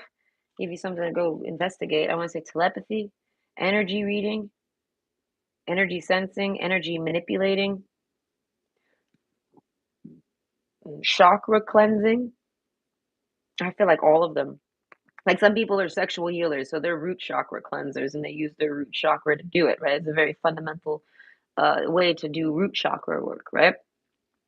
There's a bunch of different fucking chakras. So you have a crown chakra blockage that's caused by an ego issue, and you need to let loose and connect to your spirituality. And somehow you can do this on your own, but there's a person around you that can help you do it. I feel like they might not necessarily know how, but they'll be able to know how to figure it out. They'll be able to do some stuff to help you, and it'll probably just cleanse or something. And then I feel like that's what I'm saying. I feel like this person wants to help you with that. This is what they're here for. They're like they're more than happy to do that. That's what I'm saying. There's a sense of you connecting with somebody, and this helps you connect to all of your gifts. But you have so much power in your gifts in your mind that it's kind of like they're running on autopilot right now. Your subconscious is taking care of it, but you have a disconnect between the two, so you can't actually tell it what to do, if that makes sense. So either way, I hope you enjoyed. Bye. There's a bunch of reading. Hold on. And my phone is probably charged enough. Okay. Did I already say hi to Elizabeth? I can't remember. Hello, Elizabeth. Wait. Yes, Elizabeth's the one that was talking to me about the ghosts. Okay. Nordic runes shows itself to me all the time. Isolation. Yes. An artist makes sense. Yes. No, I was just talking about art with my kid. In order to make art, you have to have imagination. Yeah, that's going to be interesting. I started my channel randomly one day because I was lonely and bored. I wanted to read my cards, and my ex-husband's like, I want to listen to this shit all day. Can you not read? I would go in the room and read alone, and I'm like, and I'm like, this doesn't work. I need to read to someone. So then I put up a picture, and I was like, this doesn't work. I feel stupid. And then I put up my iPad and recorded it, and I was like, this works. I don't know who I'm talking to, but I feel like I'm talking to somebody. The energy, I connect to the iPad itself. It pushes off into wherever, who knows where. But yeah, I needed something an energy source to read to. Not myself though. Can't read to myself. I cannot. Right? But yeah, you have to do it when you feel comfortable. And I feel like, and you'll never, ever, ever feel confident if that helps you. You're never gonna feel like you're actually saying true shit. You're never gonna fucking believe that. It doesn't matter. You can have you could pull the same card 3 times in a row. I feel like, and then you come up whatever your imagination concocts. You're never going to fully believe that that's possible, but it is. So I feel like there's no good time to start or a bad time. I feel like a lot of your imagination is most likely psychic. So you just got to kind of just say what's on your mind, say what comes to mind, say what you're seeing, and just leave it because I tell people all the time, like I watch Tyler's tarot sometimes, and he be flipping out like, I'm not connected to this read. I'm gonna delete it. Da, da, da. I always try to tell him, listen, man, it's making perfect sense to me. Shut the fuck up and continue reading, cocksucker. And stop complaining about how much you can't connect to it. That means it ain't about you today. It's about me. Shut up. Continue, okay? Because it's making. I always tell him, but I say it nicely. I'm like, or I try to. I'm like, usually the readings that make zero sense to the reader really connect to somebody out there. I mean, and like it's connecting to me right now. It's making perfect sense, and everyone else that's around me. So that's why I say it doesn't make sense to you. It doesn't matter if it does make sense to you. Like I tell everyone, when it starts making sense to you, it's like you got a cheat book, and you can actually say everything that you're thinking as the reading because you've already witnessed or experienced it or read it before. It's like another repeat of the reading. So it's like you got a cheat book. You're going to be able to just talk, talk, talk, talk, talk. But when it's like it's an unknown experience that you haven't been through and you're trying to read it, you know what I mean? It's not going to make sense to you. But you have to trust that everything you're saying, whether it makes no fucking sense to you or not, it is making sense to someone else. Right? So it's like a confidence in not sweating the fact that you're gonna be like, I don't know if I don't know if I want to post that. Does that even make sense? I'm like, no, you got to post it. This is my method for it, and it worked. I got here. I mean, I'm not booming like Tyler's tarot. Hey, there's a couple tarot people out there, no, but I don't do as much bells and whistles as these people. All right, that shit ain't for me. I don't think I could handle a 3,000. I don't think I could handle 3,000 people chat room. I could barely handle this one. All right, so that does help me a lot. Oh, really? See, that's my psyche. I don't even know that, but yeah.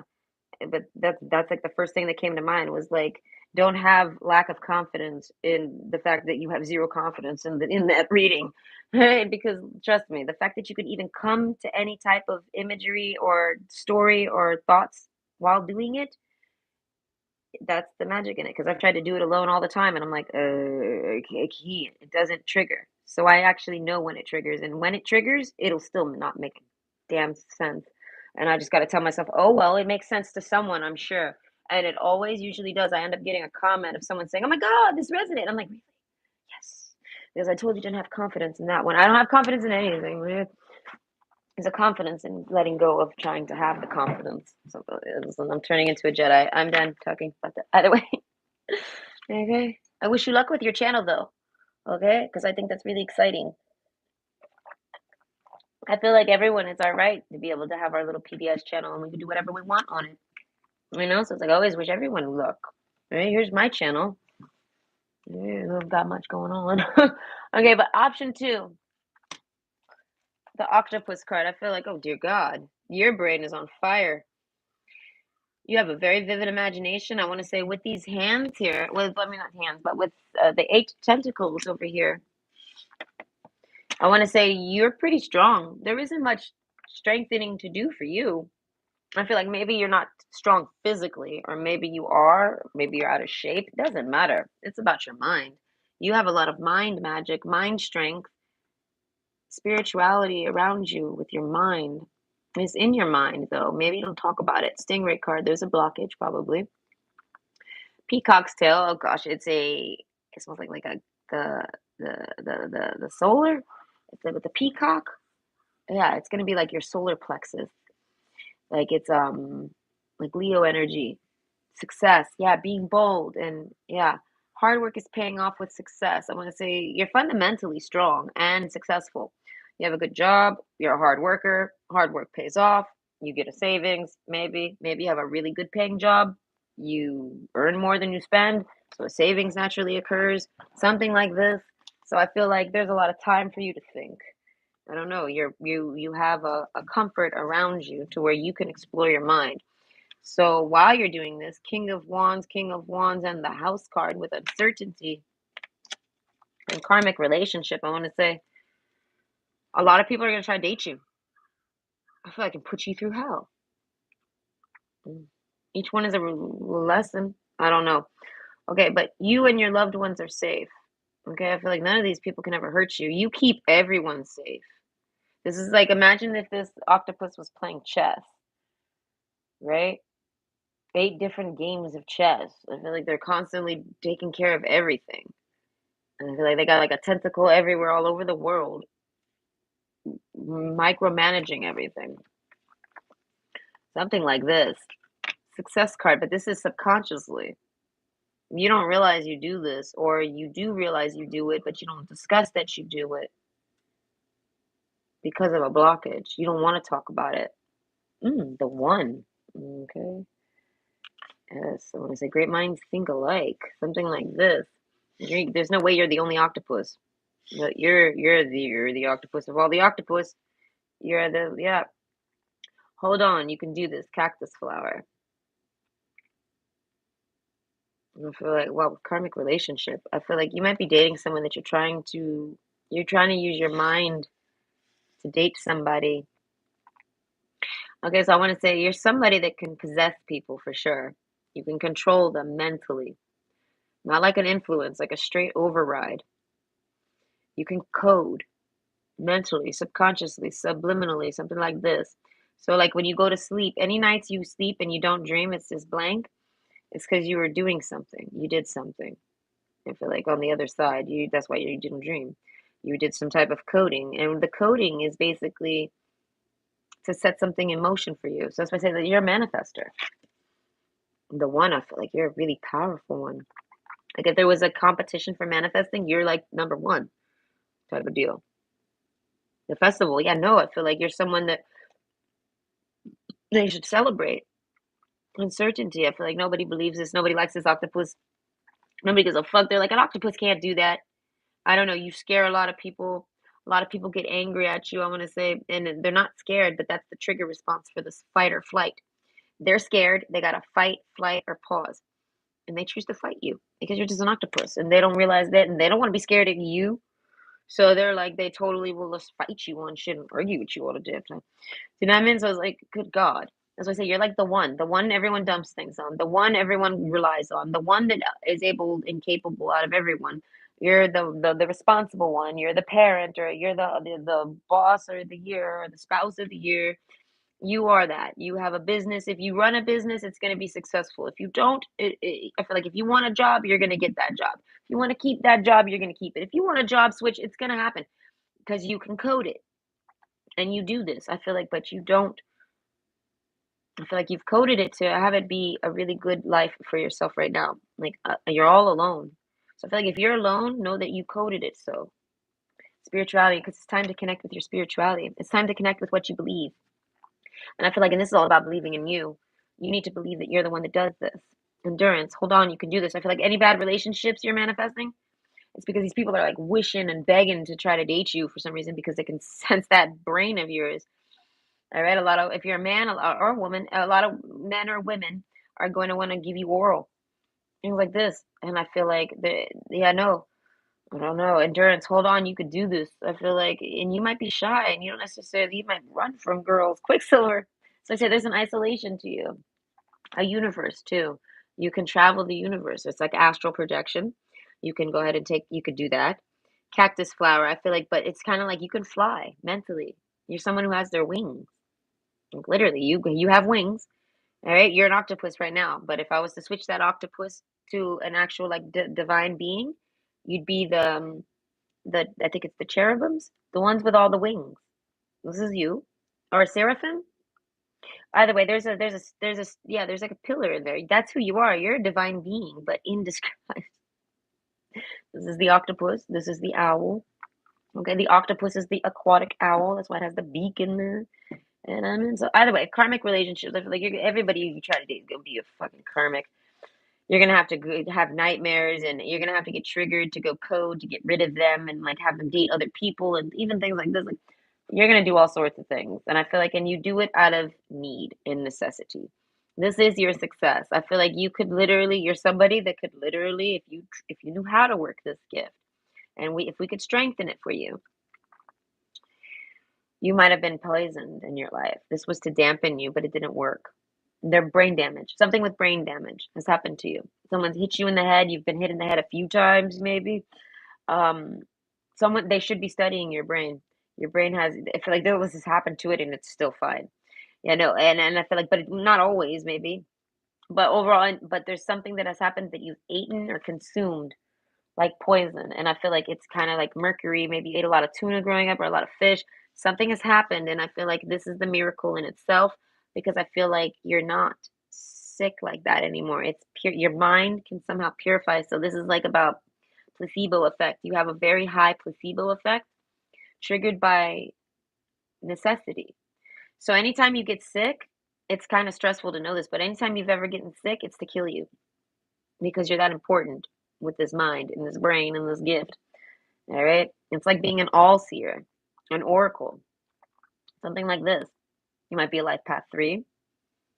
Okay. But overall, I feel like you basically can heal yourself.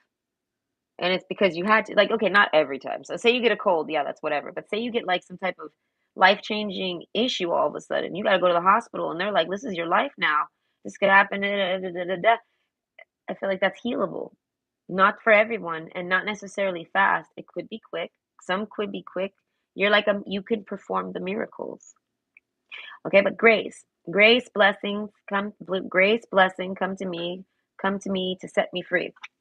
So that's why I say you're very smooth with all those tentacles. And I feel like you give a lot of people blessings and I feel like you don't even know it.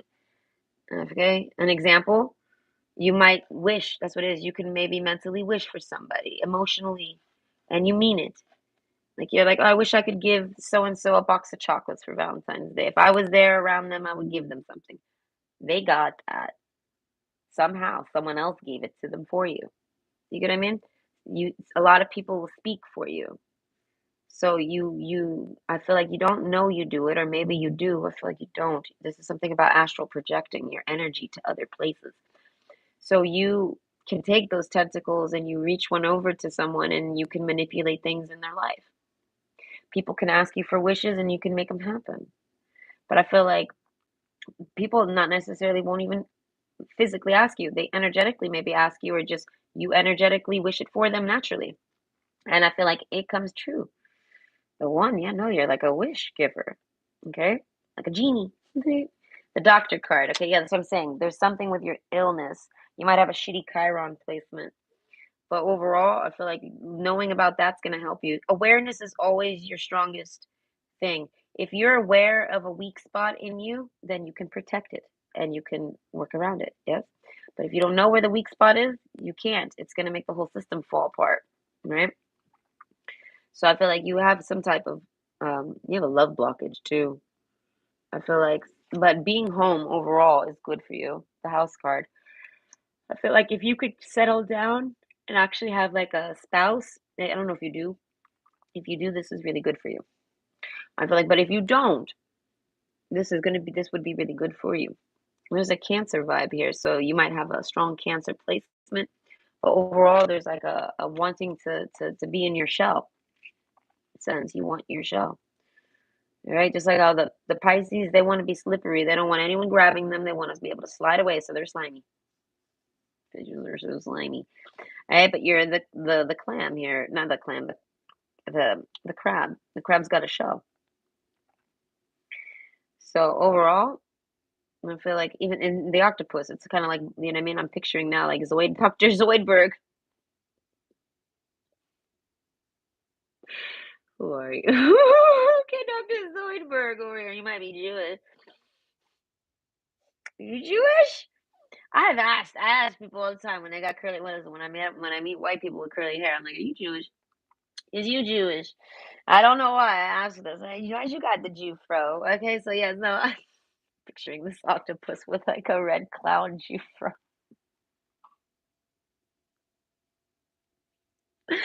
Okay. Either way, point is, golden mirror. You reflect people. People reflect onto you. And listen, whenever and this is a gift. You have the golden mirror. All right, you are that.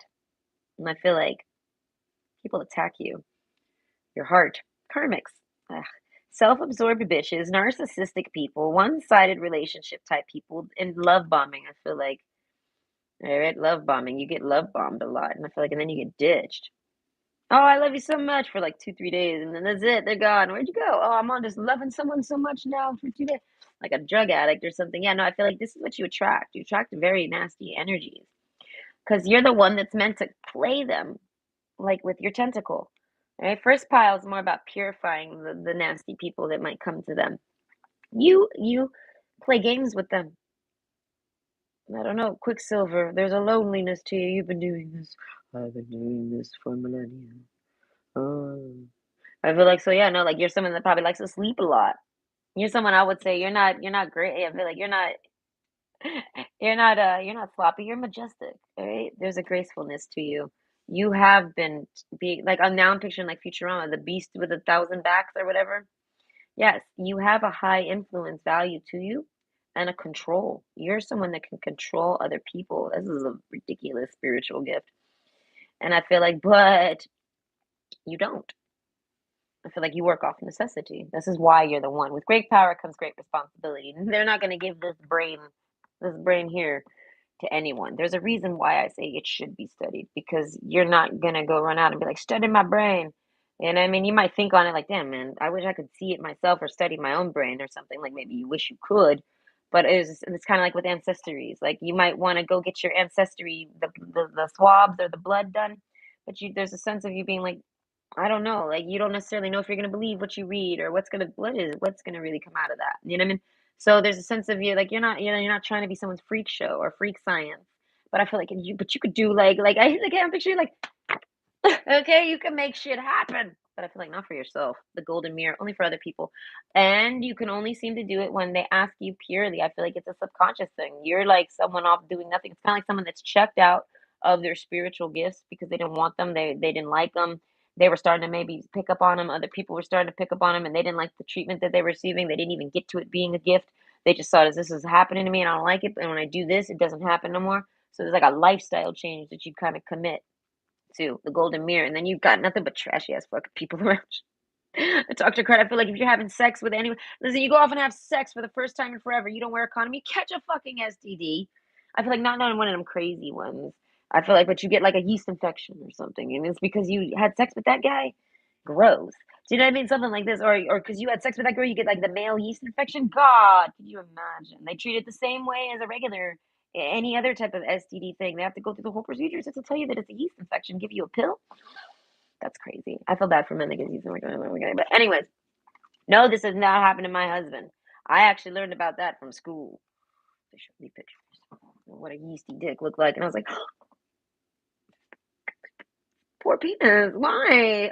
Can we heal it? I need to heal it. I'm the type of bitch that would rub lotion on your dick if you ever got hurt. I gladly would rub the lotions. Okay, but anyways, listen, I'm strange, and I'm okay with it. Okay, the birds card. I feel like yeah, no, you're someone that if you perform you can perform miracles. Literally, you can grant wishes, perform miracles. People love to talk about the cool shit you maybe have pulled off or done, right? People love to talk about you, but no one's gonna want to know that you have this much power. No one's gonna want to be your friend. And you would tell them, listen, it doesn't matter if you're my friend or not. I still got the power. They're like, so you might as well just be my friend and chill with me. As I say, I feel like you're highly isolated, uncertainty. You never trust anyone. It's almost like because you can take that one of your tentacles and go grab that person in their life and like watch them. You can go like um go into them. And I feel like and you meet people where you can't go into them. Oh, you don't meet them often. No, the one card. So I feel like if you're trying to make any advancements in your mental strength, I feel like first step is recognizing that you have it because I don't know how far along you are.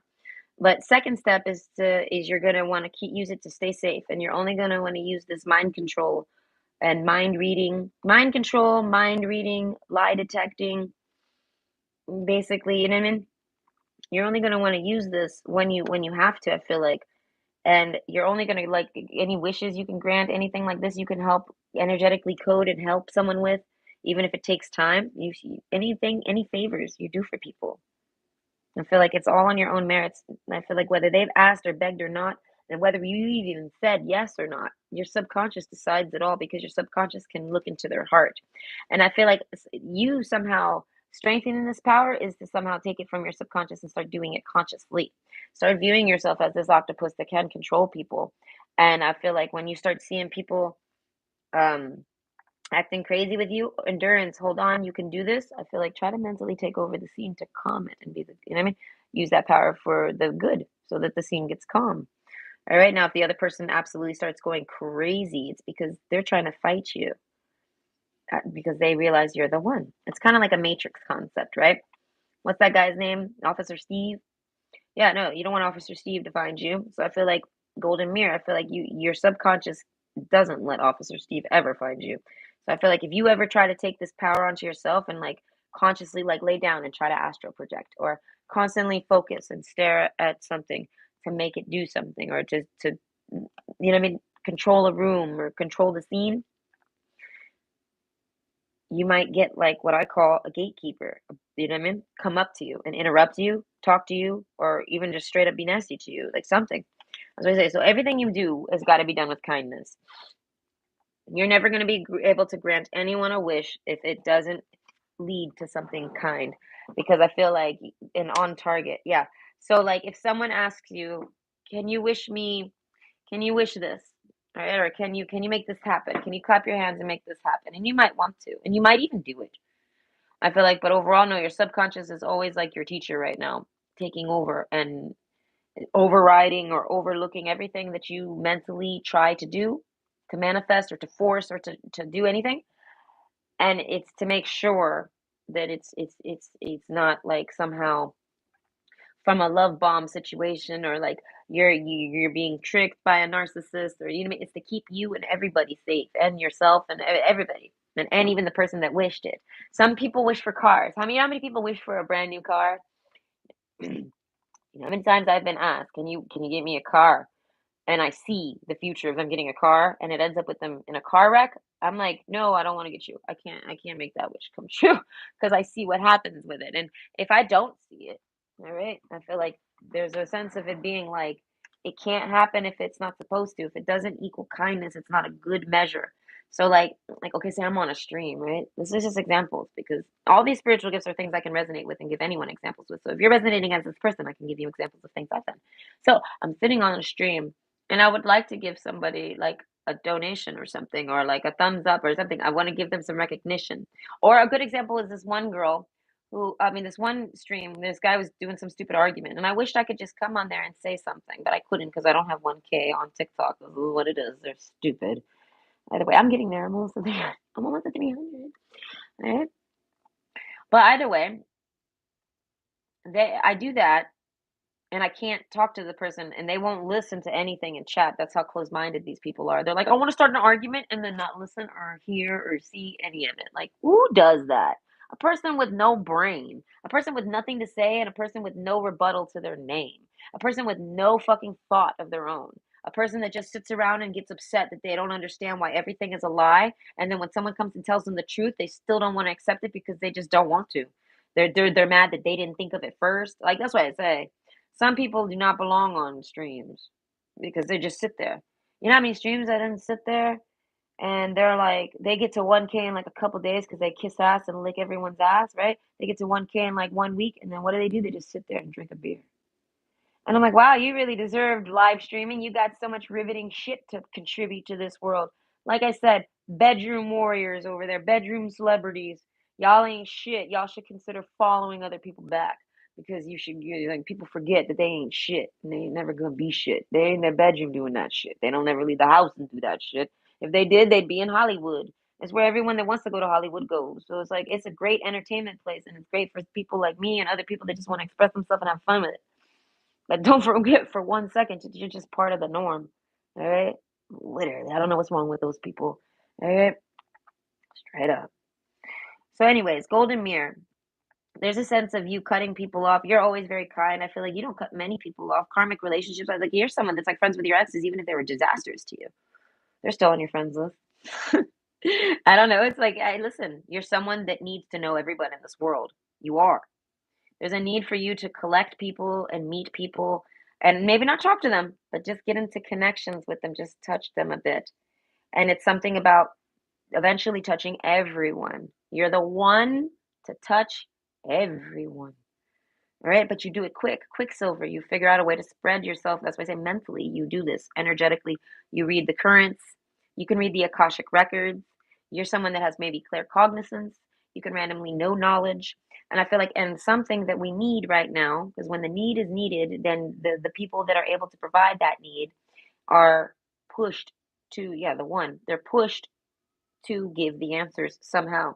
This is a subconscious thing. So you're born with the know-how and the understand and the powerful brain and all this great stuff. And now the world is craving and dying to know more because everything is like a big lie. Everyone can look and go to work every day and they all feel depressed. Everyone's on depression meds. Everyone knows that it's the jig is up. We all realize we're Trumans in a Truman show, so to speak, and but we don't want to admit it, or that's too crazy to think, or oh no, there was no reset. Y'all are crazy. These books say no, and then it's like there's a whole lot of back and forthing, and it's for a good reason. So let the stragglers be, and let the other ones take lead. And I want to say, and you're the one. You're at the top of this. You're at the front of this pack, all right? And you're able to actually lead the way on something, on target. I feel like for yourself and other people can follow. So you're kind of like sitting there and you're trying to gain everyone to not follow you, all right, but to take from your advice. You like to know about other people's lives. This is what you're supposed to do. You're supposed to, it's like watcher energy. You're someone that watches. I want to say you can also view through inanimate objects. You have to learn how to do it. It's about connecting. You have to imagine it. You find a way to imagine the math to make it possible in 3D reality, not like a cartoon or a movie. In your reality, with what you have, you find a way to imagine that you're talking or receiving information from that device or table or anything, and then that's how you strengthen it. It's about connecting to things. So you're someone that can connect to inanimate objects too. All right. You might be like, you're someone that it would be like, you're like a living ghost, so to speak. So, like, you're someone, if you're in the room, you can actually do spooky things in the room. You can make things fall back there because it's your mind. But either way, a lot of people like to gossip about you. A lot of people can't read you, but it's like because you're very elusive. You're camouflaged. People don't notice. If anyone does notice, okay, I feel like you somehow don't let. That's why I say there's a sense of knowing that you do things, but you don't realize why or how. It's because you do all the time, and you can only connect, I guess, when it matters or something, or when you get some isolation. But you have to learn how to basically connect more with your tentacles. Your tentacles are taking care of people and helping people. It's nothing bad. The kindness card. No, you're like helping them with anything. Like you could you somehow have a finger in their life and you're watching it, and they don't even tell you about what's going on. Golden mirror. You somehow get a projection of it into your life, and then you wish that person something, or you hope for that person, or you know what I mean, and then it arrives for them. It's kind of like now I'm picturing like the movie, what's that movie with the girl with the bow, the Katniss. Fuck, what movie is that? How could I not remember that movie?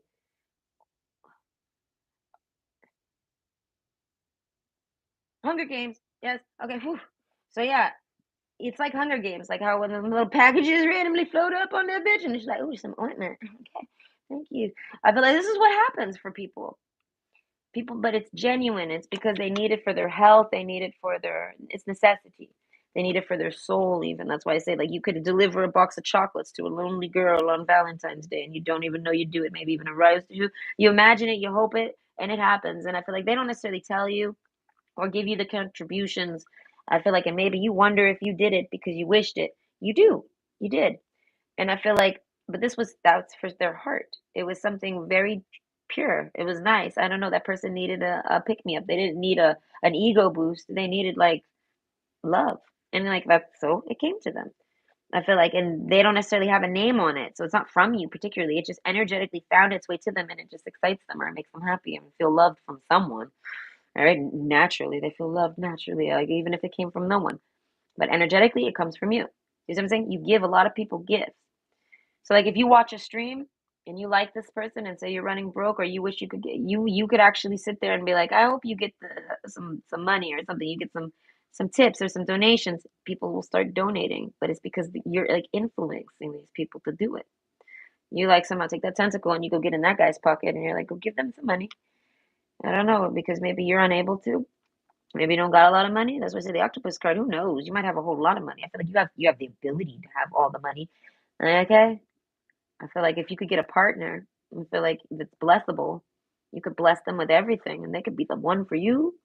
As I say, a dating and loving, you could maybe find true love like this. Maybe this maybe your plans, but overall, the golden mirror, I feel like it leads to it. You find somebody that's worth giving a bunch of blessings to, and you just throw them at that person, and then you eventually want to be with them because of all the blessings they have. You feel like you prayed for it, you angled, you projected, you tried to help them, you mentally focused to give this to them or help them with it or something. So it's like you would like to be with that person, not because they have those things, but those are the things they wanted, and you're kind of giving them what they want. And then I feel like, and you want to have a relationship with them. That's why I say you end up meeting like a soulmate, something like this. So in the gossips card, I feel like, yeah, no, I feel like if you start telling people about this, they start telling you you're crazy or whatever. So that's why if this is something where you have to kind of keep it to yourself, or you can only talk about it with certain people. But overall, I want to say you're someone that can grant wishes and uh, physical wishes too. Like you could help people get healed.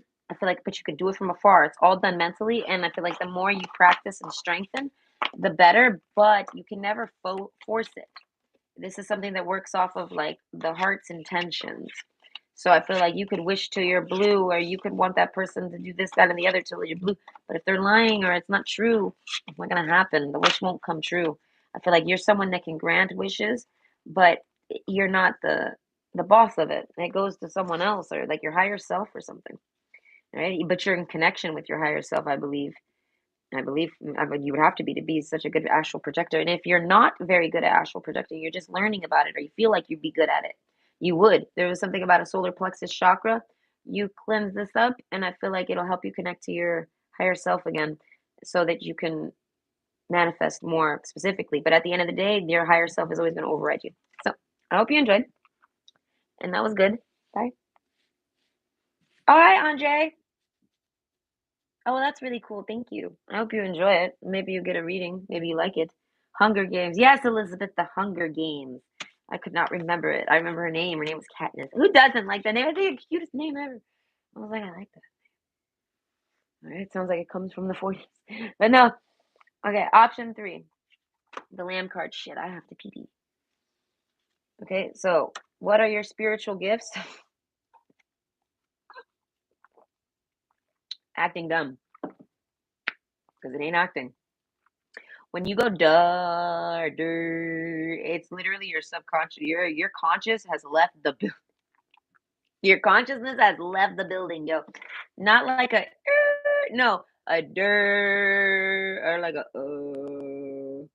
You might not vocalize it, but you're like, yeah, no, your consciousness is gone. That means claircognizance.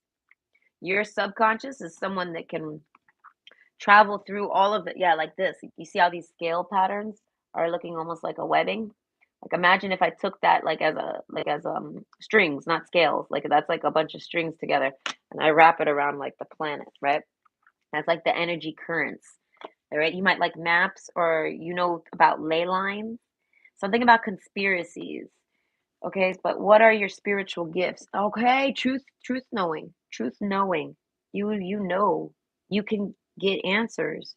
Claircognizance. So you can read an article and it'll make you go, and then you actually seek the real knowledge. Do you know what I mean? So I feel like, how do you strengthen this? I feel like you have to actually not test, you have to test it a bunch, but you actually have to strengthen it by using it. It's just that simple. The more you use it, the faster your brain will go.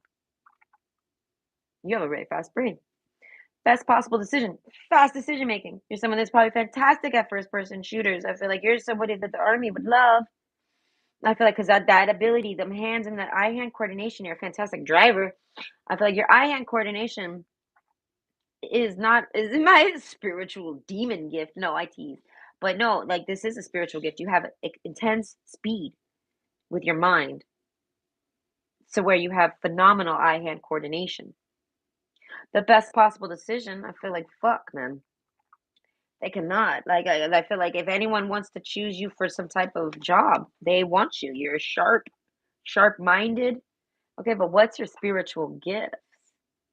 Stingray. You might do Reiki healing. This make me think of a viewer I have, Reiki. But yeah, you might actually do chakra cleansing or chakra healing. You do something with energy like the first pile, but it's more about like kind of I'm picturing the girl from Phoebe from Friends, how she would do the aura cleansings. You can do this. I feel like, but how do you do this? I don't do this stuff, so I have to actually try to think and what my imagination tells me right now. So the sustainer card. Okay, this is making me think of therapeutic massages. All right, you have a gift of touch. You're someone that should be massaging people for a living. You're someone that could actually charge extra for your massage, genuinely. Not just because like you're up your own ass and you're like, I'm the best masseuse in town and I charge a lot. No, no, you're actually genuinely deep soul tissuing massaging these people. They come back to you because you cleanse them. I'm picturing even maybe like, okay, so you're someone that does chakra work and cleansings and auras, and I feel like this transfers to their soul. It's deep. And people leave your people if you're not doing this, this is a way for you to strengthen it. So I want to say the most easy way to be this is being a lover. So as I say, you might be a sexual healer. I feel like, but you're more than that. You're a full body, total workup healer, energy, space, and everything. And I feel like people just hang with you and you're absorbing it all like a straw, okay? Like you're massaging them and it's going into you. It's pulling it out of them and it's energy cleansing and you're pulling it out of people by massaging them and reach in and getting and I feel like working the spine mostly. So that's why I picture like massaging the spine there. You know what I mean?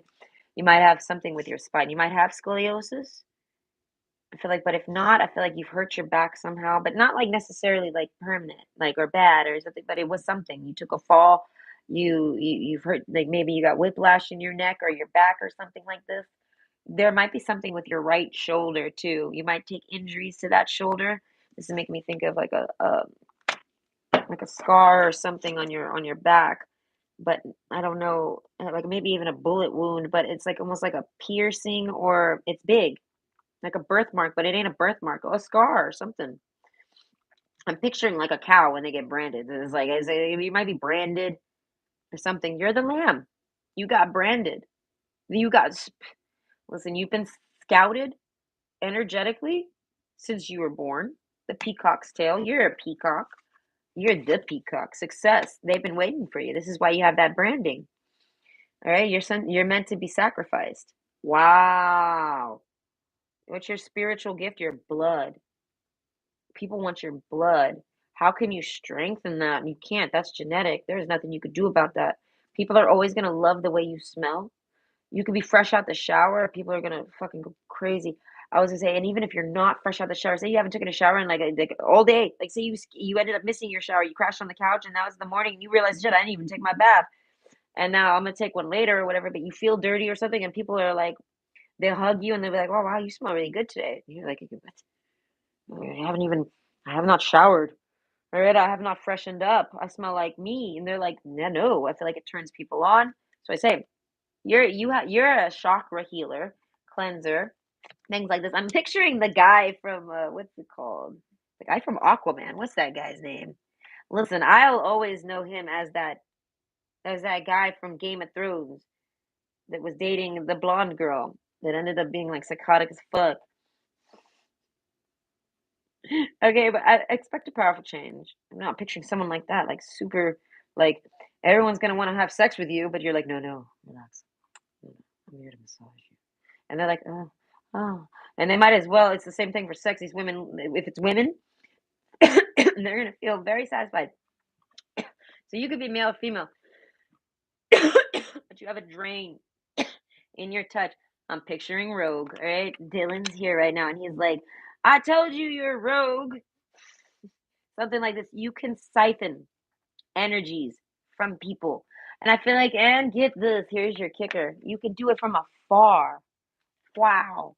You can mentally siphon people. So you're the lamb, you're branded, and people want you for sacrifice. You're that fucking cool. I want to say Jehovah Witnesses must love you. And I feel like if you ever start dating anyone religious, I feel like they become very possessive to the point where they almost kill you. And like, because they're not trying to kill you, but subconsciously they kind of are trying to sacrifice you to their god or some shit like this. Not the gods, their god. Like there's only one, motherfuckers. And I feel like that's not true. So whoever this is a crazy bitch. I feel like you might be dating a younger woman. God, success. I feel like if you were or trying and you stopped, good. Hard work is paying off. Success. I feel like go to work. Work on your money. This person's after your money, and they have money. They're after your money and they have it. It's like it's one of those where you meet a spoiled brat who's like, I'm independent, but I suck this man's dick for a living, and he gives me everything I want. I got a sugar daddy, but they got like a real daddy. Like they could just go ask for help. You know what I mean? But they'd rather go and like take from you, and you worked hard for that money, instead of just talking with their daddy or something. Like I mean, there's a sense of entitlement to this person. So I feel like you can't date those types of energies. Entitled bitches, male or female, you cannot date them. Even even if they have this fancy family background, father, whatever, right? I feel like if they try to take your money or use your money or get you to spend your money on them, they are no good. And I feel like in most of them, this is going to be the younger girls because they're looking for dad still. They all got daddy issues, all right? All the girls in their 20s right now got daddy issues because for some reason, in the 90s and the 80s, all the daddies decided to go getting in the booty in the 90s. And so now all these girls are like, fuck me in the ass like my daddy never did. I wish my dad would fuck me in the ass. And I'm in 90s bitches. I feel like any chick born in the 90s is this. So sorry. Anyways, the hand of cards. Take a chance, risk being strategic, options, not showing hand, and gambling. Okay, so you are someone that can do all sorts of things. You're a wild card. You're a marble. You're someone that you might look just like you're someone that looks like your family. You don't look adopted, but you're karmic. You're like what are they called? The black sheep, right? But you're not the black sheep. You're the white lamb. This means you're not here to cause your family chaos and be a fuck up. No, no, it means you're the lamb. You're going to manage to fuck everything up your whole life. And all it does is purify you, get you, like, you don't do anything wrong because you do everything innocently. And this is your gift, the gift of innocence. You're going to have it your entire fucking life because you're branded for it. There, it's not their branding that did it. A ritual was done to you when you were a baby, at least 1 years old or around 1 years old. There was a ritual done to you, and it wasn't done to make you this person. It was done to mark you as this person so that they could always fucking find you. So I feel like if you feel watched, you are. If you feel like literally big time watching, like if you feel like big energies are watching you, they are. You got like the eye of Mordor on you, straight up. It's true. And it's because of something that you're doing. You're the lamb. They're looking for you. It's time for the sacrifice, and you're the one that they picked to do it. And they picked this who knows how long ago in the I want to say the 80s because all the people in the 90s are nothing but a bunch of fucking failed groom experiments because they went to the ass. They went to the ass. The minute the groomers started going to the ass, everything got fucked and they got stuck there. Everybody's stuck in the ass, literally. I tell everybody, once we sexually, as human beings, come full circle and we start playing in the booty hole like animals, they're like, listen, there's no more intelligence to be had. We've come full circle. We're ready for what's next in life. Us as humans, we're so bored, we're fucking around in the anus. And we're enjoying it. These people are fucking loving it. And it's like, what? How? It smells. You gotta like prep it. You can't really. It's not even supposed to fit that. And what? I don't know. So my point is if we're that bored, there's a problem. This is what I've always fucking said. No, man, we can't be that bored, guys. We could be bored enough to give it a shot, or think on it, or try it, or maybe even have a summer love fling with it. Okay? But it ain't life. That ain't where life is. Life is not in the fucking back door of your ass. Like that is not where life begins. That's not where creation happens. That's not where growth happens. That's where bacteria live. That's where infections fester. That's where shit is. And that's where you're not supposed to be. I met this one guy who's like, I love eating anus. Would you let me eat your anus? I'm like, oh my God. I was like, you love it? I was like, I thought maybe you would. I was like, I pegged you as a shit, as you know, what I mean, as an ass licker. I pegged you as a bottom feeder because of how much of a fucking bitch you are right now, and how much you're begging me to give a fuck about your dick. Like this is the guy that sends me a. I tell him, don't send me any dick pics, and then he sends me right away. And I'm like, oh, you're one of those, are you? Okay, let's castrate you. How dare you? You know what I mean? How dare you? I even said it before, like way before, and he saw that, and he saw it as a yes. No, you read backwards. I see. Okay, let me talk to you backwards here, big boy. All right, and that motherfucker, I belittled that motherfucker right while he was busting a nut live on camera. And I was like, yeah, you fucking cuck. And he was all, he don't talk to me no more, but he definitely watches like my TikTok or something. I met that faggot on TikTok. Excuse me, I don't actually use that word, but I'm channeling him. So that's what I said. That guy was not a nice guy. Yeah, I know. I never use that word. Oh, I'm trying. You're someone that can maybe connect to minds. If you ever say anything that isn't quite something you would say or you agree with, this is because you're connecting to someone, or someone's energetically raping you. As I say, the Lamb card, you're very innocent, and you attract a lot of predators. All right, you never seem to attract Jesus. You're like, I need Jesus around. Bah. Like, what is this? Jesus, keep me safe. Where are you? Where is my shepherd, for fuck's sakes? And I feel like, and you're just off on your own, doing your own lamb thing, and you got nothing but wolves chasing you all the damn time. So, sustainer, I feel like you're doing just fine though. You fortify yourself. As I say, you're the lamb, but you're not the lamb you're the lamb they want. But I feel like you're not the lamb to do this to. You're the lamb to mark the end of that. That sacrifice ain't taken down. Sustainer card, you ain't allowing it. Excuse me. Expect a powerful change. Yeah, no, this lamb, which is you get some type of mental strength, a realization, an awareness. You get a premonition of someone killing you. I feel like maybe a few people try to kill you. You might resurrect. You're someone that can resurrect. You have the gift of resurrection. And I want to say, when you're given the gift of resurrection, it's because you're resurrecting yourself. No one did it for you, right?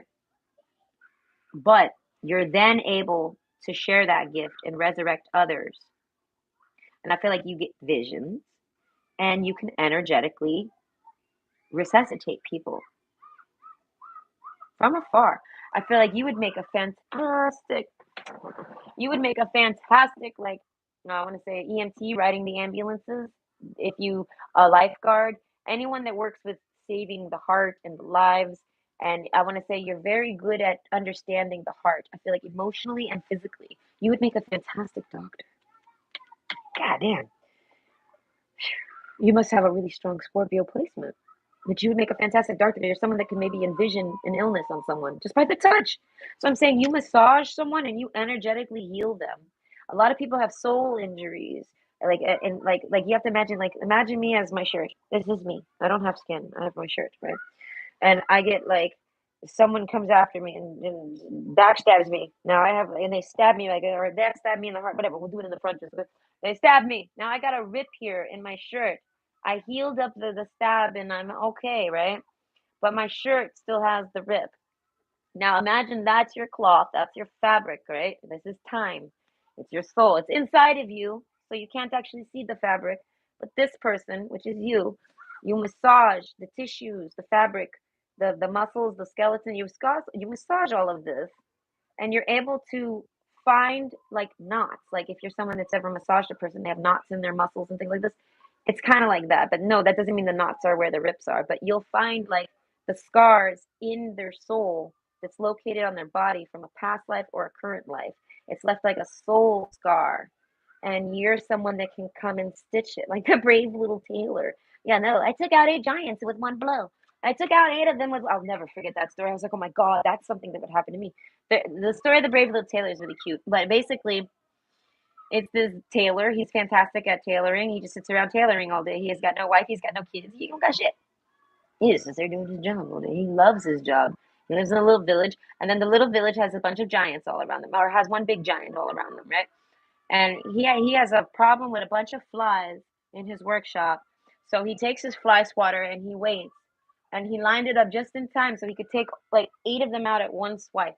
And he gets so stoked about this. He's like, yes, okay? He's like, I took 8 of them out with one blow. And someone hears them and they're like, oh my God. They're like, you killed 8 giants? And he was like, what? I didn't say that. They cut him off. They don't want to listen to him. They just want to sacrifice this motherfucker to this giant. I swear to God. So, anyways, what happens is they go grab him, take him to the king. They're like, he's gonna take care of the giant for us. And he's like, no, I didn't say that. I was talking about flies. And they were like, no, we don't care. We're going to act like we don't hear you. Go out there. Enjoy. Here you go. And they throw him out there in the middle of the hills to go find the giant and not die and kill it. And it's like, this is impossible. But he manages to do it. Why? Because he has to. The giant tries to like find him and eat him and he escapes. And he has his little toolkit for sewing. And he stitches that motherfucker together and he can't even do nothing with his clothes. You know what I mean? And then he tied him up, like, and then he fell. And then the rest of the village came and tacked him down. Now, he's like, oh my God, I did it. I mean, he's super happy. But he had to. He wanted to live. What the fuck? He was like, I don't know what to do. All I got is my motherfucking string and needles. Okay. But yes, this is the story of the brave little tailor because he still did the damn thing and he was just a tailor. And they forced him. I feel like that was terrible. Because I feel like, well, back in those days, the human sacrifices, they would throw you to the giant eats you, and then they take off. They're gone. So to get rid of the giant, kill him or get eaten. Either way, we don't care. Here, goodbye, Taylor. All right, Taylor gang. No, but yeah, no, he takes care of it. I want to say. So, what spiritual gifts do you have? I feel like you can connect to people's minds, and you can read their past lives.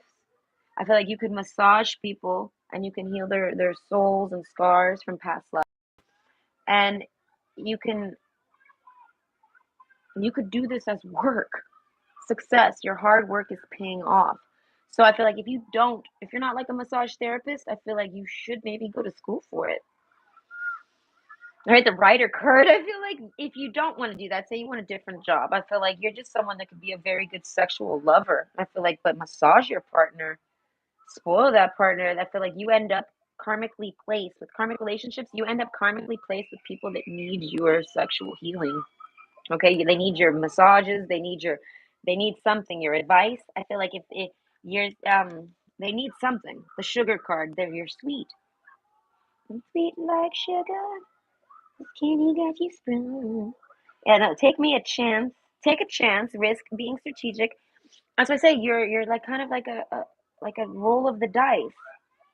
The coffin card though, it's dangerous. You need I was making the joke saying you need the Jesus around you, your lamb without the shepherd, because you are. You have extreme mental power though, almost like hypnotoad. You can hypnotize people with your eyes, your body language. I feel like your mind. You can actually avoid people. You're someone that can maybe even craft spells or understand spells. You can understand the logic of the spell, which makes you able to craft now because you can remove certain things from the formulas and test them and see if it, you know what I mean, to see what kind of outcomes you can, you can make. As I say, you're meant to kind of stay isolated. You need someone with you. The young woman, I'm picturing you, might, whatever age you are, you're like this young woman here. You need a husband, a boyfriend. If you're a man, I feel like you somehow need like a dog.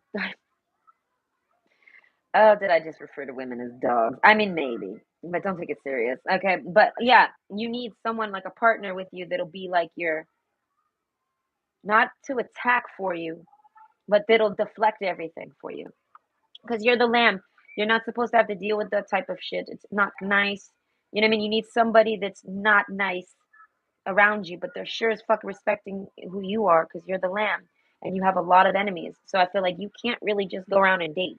You kind of have to hire someone to help you take care of you, like and protect you, or just maybe just date around slowly until you find someone that's comfortable. Okay, but while you're dating around slowly, hand up the cards. It's very random. It's a crapshoot. That's what I'm trying to say. Crapshoot. You're someone to bring to the casino. Sugar. I feel like you might have diabetes. I feel like if not, I want to say you very much like the sugar. And I'm not saying that you're going to get diabetes if you're someone that likes diabetes. No, they're not connected like this. You either already have diabetes or you're just someone that likes sugar, or you might be somebody with diabetes that likes sugar. Either way, it's like I'm not saying you have. It's not in your future. If it's, I mean, like you'll know. It's like genetic. I really don't know that. I'm not saying that's a prediction. You know what I mean? I feel like I need to state that. Either way, but how can you strengthen this? I want to say sugar, sugar rush. You're autistic, maybe. the peacock's tail. Oh, you have a shine. You shine. All right, you're not just the lamb. You're a shiny lamb, like on Pokemon. You're a shiny one. That's what I say. You're the lamb of all lambs over here. The festival card. That's why I said there's a festival brewing, and you're supposed to attend, and they're throwing you into a lava pit or something, and you're like, nope. I don't know. You don't date because you avoid this. The best possible decision. Everyone wants to date you. Everyone finds you to be the best, but it's because you are. Everyone subconsciously wants the blood of the lamb.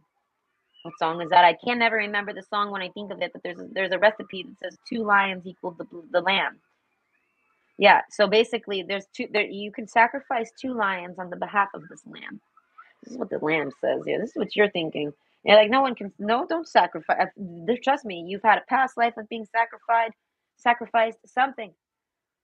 You need a protection. I feel like you run away from everybody. Expect a powerful change. I feel like you begin to protect yourself. Like I said, you start to develop like certain charming techniques that make you feel safe. And I feel like good because you very much are unsafe. It's going to be very rare that someone's going to want to properly care for you. Like, okay, so, in the meantime, your hands are your blessing. Everything you do with these hands turn to gold. For other people, for yourself, the sustainer, I feel like use this to sustain yourself. I want to say there's a sense of you have a lot of spiritual gift, I feel like, but it's something about your blood, your genetics, and the way you think or dream or speak something like this karmic relationship you're spiritual. Okay, you're like a not a spiritual, you're kind of like a spiritual advisor, but you're also like a spiritual cleanser. I'm picturing the girl, I can never remember her name, but the blonde one from Final Fantasy, the one that's like in the underworld all the time healing people in like a field. She like sits in a field all day just like with her staff, like, yes, I'm a healer. Yeah, no, that's who you are. You're just meant to, yeah, no, you're just meant to sit there and do jack shit and heal people, but you don't got your dude, whoever the fuck that is. I feel like you're all on your own. Pack for change. You take care of that shit yourself. So you might come from money, or you're very crafty. You can make that money. We got the writer card. I feel like you might be very, very, very successful with whatever jobs you do. Your hard work is paying off. And I feel like if you were to ever look into, maybe you wanted to do massage therapy as a thing. I feel like you should go back to school and get a degree for it or whatever, and actually maybe try to do that. Be on Kijiji, just run your own business. You go to them and you massage therapy them, or go on Tinder and just find a bunch of vaginas and dicks to massage.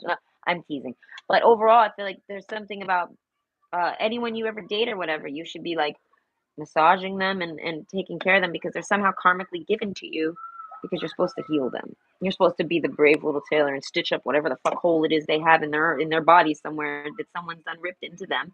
It could be from a past life, it could be a gaping hole, it could be a tiny little hole. And I mean, but they get drawn to you and they won't go away. They're gonna be like a demon begging, banging on your door. This is like you know what I mean? Until because they know you're the one that'll heal them. But unfortunately, they're karmics. So that means not bad. Like they're not going to necessarily be bad to you, but they're never going to stick around. Once they're healed, I feel like you're very powerful, so you could probably heal within like one session. If you were to ever massage someone, they probably don't need to come back. But there is a vibe that you cleanse them with, and then if they go off and do terrible things and get their aura dirty again, they need to come back to you and get clean. So I feel like in massage and like back in tune, like you tune people up energetically and you heal while you tune. So like say you only heal a little bit, they go off and come back. Now you massage them some more. They are something with your hands. It's definitely with touching and massaging. So it's like they come back for sessions. Like I'm imagining if you're a therapist, like not like a massage therapist, and they keep coming back for sessions and they're going to keep coming back until they are healed. And once they're healed, I feel like they find love or something. They go off and date someone else, and it's like that's hella bittering. But this is what it is to be. I feel like a body healer, a soul healer. You're like a soul healer. All right. I feel like you have all your chakras in line, whether you know it or not. They get knocked out of balance, but I feel like naturally you put them back in balance. Maybe you stop talking to people if you get start feeling like crazy. You maybe cut people off, and then the clarity, the alignment happens on its own. So once you have a gift to mimic other people's ailments, so that you can know what's wrong with them. So I feel like if you're someone that goes and hangs out with that bipolar bitch, and you start acting bipolar, even when you go home, you still acting bipolar. Yeah, no, it's because they're pushing that shit off on you. They need help healing with something. Not their bipolar. I mean, maybe. I really don't know. We're not getting into depth there. But they got an injury and you're drawn to them. And even though they're crazy, you could clearly see they're karmic. They're not going to really go away gracefully. I feel like, or smoothly until they feel healed, right? So it's like if you ever try to date for reals, I feel like you can expect them to maybe run off. I feel like hand of cards, it's going to be very, very hard for you to find someone that doesn't want to just get healed by you and then run away. So you might get a lot of exes coming back to you, but here's the kicker. No, they come back after they've dated somebody.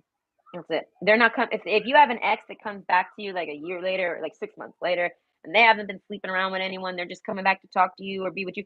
This is genuine. The sugar, oh no, they're really good. This is someone real sweet, all right? Nah, you like this person, the coffin card, or you would like this person. This is just for advice. So you're someone that people go to, I feel like relationship wise. They could be work partners, sex partners, relationship partners, spouses, kids, even the lamb. You can talk to kids even. I feel like you have a gift of just being sustainedly the lamb and the young woman. It's very refined. It's the best possible decision. You got a fantastic resume. Like I feel like if you come from a very nice family, I feel like people try to sell you off, like not like literally, but you know, they hand you they're like, here's my kid, you know what I mean? There's a sense of gentleman callers or something like this. So I feel like you're a great catch. And I feel like nice people, good people that you genuinely try to pursue and they take off on you. You were just meant to heal them. And I feel like they're only going to come back after whoever they took off with fucks up their heart. They're coming back for you to heal it. You're the lamb, and I feel like this is your job. I don't know, so it kind of runs you through the mud. I feel like emotionally successful career though. That's why I say if you're not interested in getting your heart broke, I feel like maybe open up a massage parlor. I feel like maybe you don't even need credentials. Maybe just start offering massages. It's dangerous though. Like if you're a woman by yourself, no, you can't just start offering massages. People are gonna think that this is a real massage. Okay, you're coming over here, you're gonna love me a long time. All right, no, I feel like so. That's why I say you have to have a bodyguard or a partner or something to do something like this, or not. Maybe if you're able to do it on your own, but enthusiasm, the best can be here, believe it, and then the best possible decision. So I want to say you do find a romantic partner with this, I feel like, but only if they come back to you without having dating anyone else in between. By dating, I mean like sex. Like they got in a relationship and that person put them through something. Okay. So I don't care how long they've been gone. They done went through some relationship and had heartbreak or something. And they got another injury and they know that you're the one to go to. So like you get used a lot. That's why I say maybe stay away from all that and let your chakras get clear. And then once your chakras are clear, I feel like maybe you go out looking for new adventures again, but you're trying to find love. You find love though. Overall message here for you is that you actually find love, but you have to work your spiritual gift to do it. And a lot of you, your spiritual gift is going to be easiest worked with through dating. And I feel like and that's just going to be naturally. You naturally want to date that person, so go ahead and date them. And if it doesn't work out, let it go because you were just supposed to heal them and see it as you did your job. This is like a gift that you're supposed to do. And I feel like, and you get karmic blessings for it. Next person you try to date is just someone on the line in the list. And I feel like in order to heal them properly, this is how it has to go. So you're doing that. House of cards, a hand of cards. I feel like you don't never know what anyone's going to turn out to be for you. And I feel like you're looking for true love, something like this, and you're willing to date every single karmic to get to it. I feel like when you're ready. So if your chakras get out of balance, you go take care of yourself. You massage your damn self. Even I feel like this is highly beneficial. Your hands are actually strong enough to help you massage your own legs or massage your shoulders a bit. You know, you massage yourself. It heals you. It heals everything. I feel like, but you can't necessarily sew your own fabric. I feel like maybe, but it's slow because you have to identify, find it, and then do your own work. If it's in the back there, you might need someone to help you. I mean, you might need to find a spiritual healer yourself in life sometimes. But overall, I feel like it'll heal on its own, maybe. Okay, I think that's it. Uncertainty, the shades of gray will eventually lift. We have the clouds card twice. So I want to say smoking is nice for you, or I feel like if you, whether you smoke or not, you might not smoke, drink, or do anything. The lamb card, I feel like, but smoking's fine for you. I feel like drinking, avoid drinking. Drinking is about spirits and things like this, influences and putting influences in your body. Weed isn't really an influencer. It's not. So, like, when a police officer says, "Are you under the influence?" It's like they want to use it loosely and be like, act like, are you under the influence of marijuana? They try to act like the word actually maybe means that. No, it means actually like taking over you and causing you to do stuff that you wouldn't normally do. Weed sits you down and lets you do the shit you never want to do because you don't ever feel like dealing with other people or something. It chills you out and lets your insides out. So it's like I ain't under the influence of marijuana. I've smoked marijuana and I'm under the influence of my damn self over here. Get real. Ain't nobody drunk. All right, literally. So that's why I say don't drink. But smoking weed, I feel like mushrooms too. Those are good. All right. Those are intense though. But overall, that stuff's good for you. I feel like, but even staying away from it's good too. But there is a sense of opening you up, and I feel like you can receive visions and you can do things like this. And I feel like smoking weed will help you explore your mind more, maybe explore some colors in your mind. And I feel like overall, a lot of sloppy people, broken people, they're all going to want to date you, and you're going to go on and off with trying to date.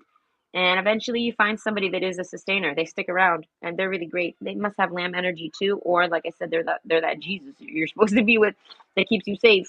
Something like this, like they're that shepherd of yours. I feel like, but they're not really gonna be like you're not following this person or anything like that. Like, come with me now, lamb, and do everything I say. No, it's just someone that's in your life that energetically keeps everybody away. All right, the young woman is not alone anymore. If people see this young woman and they don't think to approach them, they feel like they may be the go-to, but then they're like, oh no, wait, maybe they got a man, or maybe they're not available, or maybe she's not interested. You know what I mean? So there's a sense of you causing all of this to people. You put off a look. You don't look like the lamb. Maybe at times you'll act like it, and then people start to prey on you. Uncertainty. You never know when you can show how you're basically just like a at times, and you are always on, and this is exhausting. So that's why I say if you need a partner, and in order to find a partner you got to work through all these karmics and talk to them. I feel like you don't have to date them, you don't got to get around them, you don't got to have sex with them really. A lot of them you could do this from afar, and you can energetically work with them to heal up their issue. And I feel like, but you will date people and meet them and things like this, and then it's not going to necessarily work. Or there's a sense of loneliness for I don't know how long, but overall enthusiasm. I feel like eventually someone does show up, and they could be a karmic, they could not be. You process it, you work with that person, they stay or they go. Most of this is done really quick. I feel like because you're sensitive hearted, you don't want to get deep in with these people. So I feel like you're someone that will only really work with somebody for a long time if they're a good friend of yours or something like this.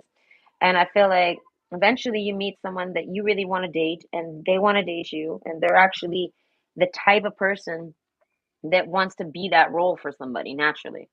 So they so this person's hold on. Artemis God with the bow.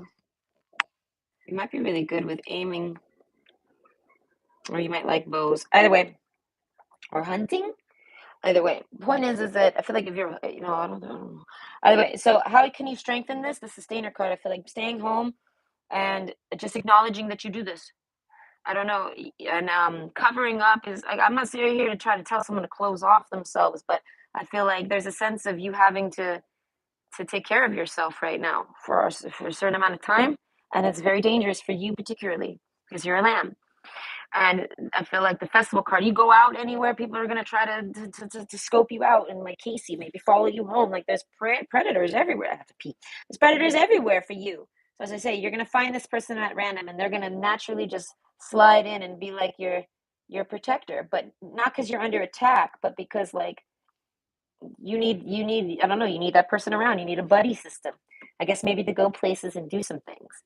All right. The lamb, I feel like maybe you're supposed to go places, and I feel like maybe just sit and relax, and something with tuning into the grass. I'm picturing sitting around in a big old grass field.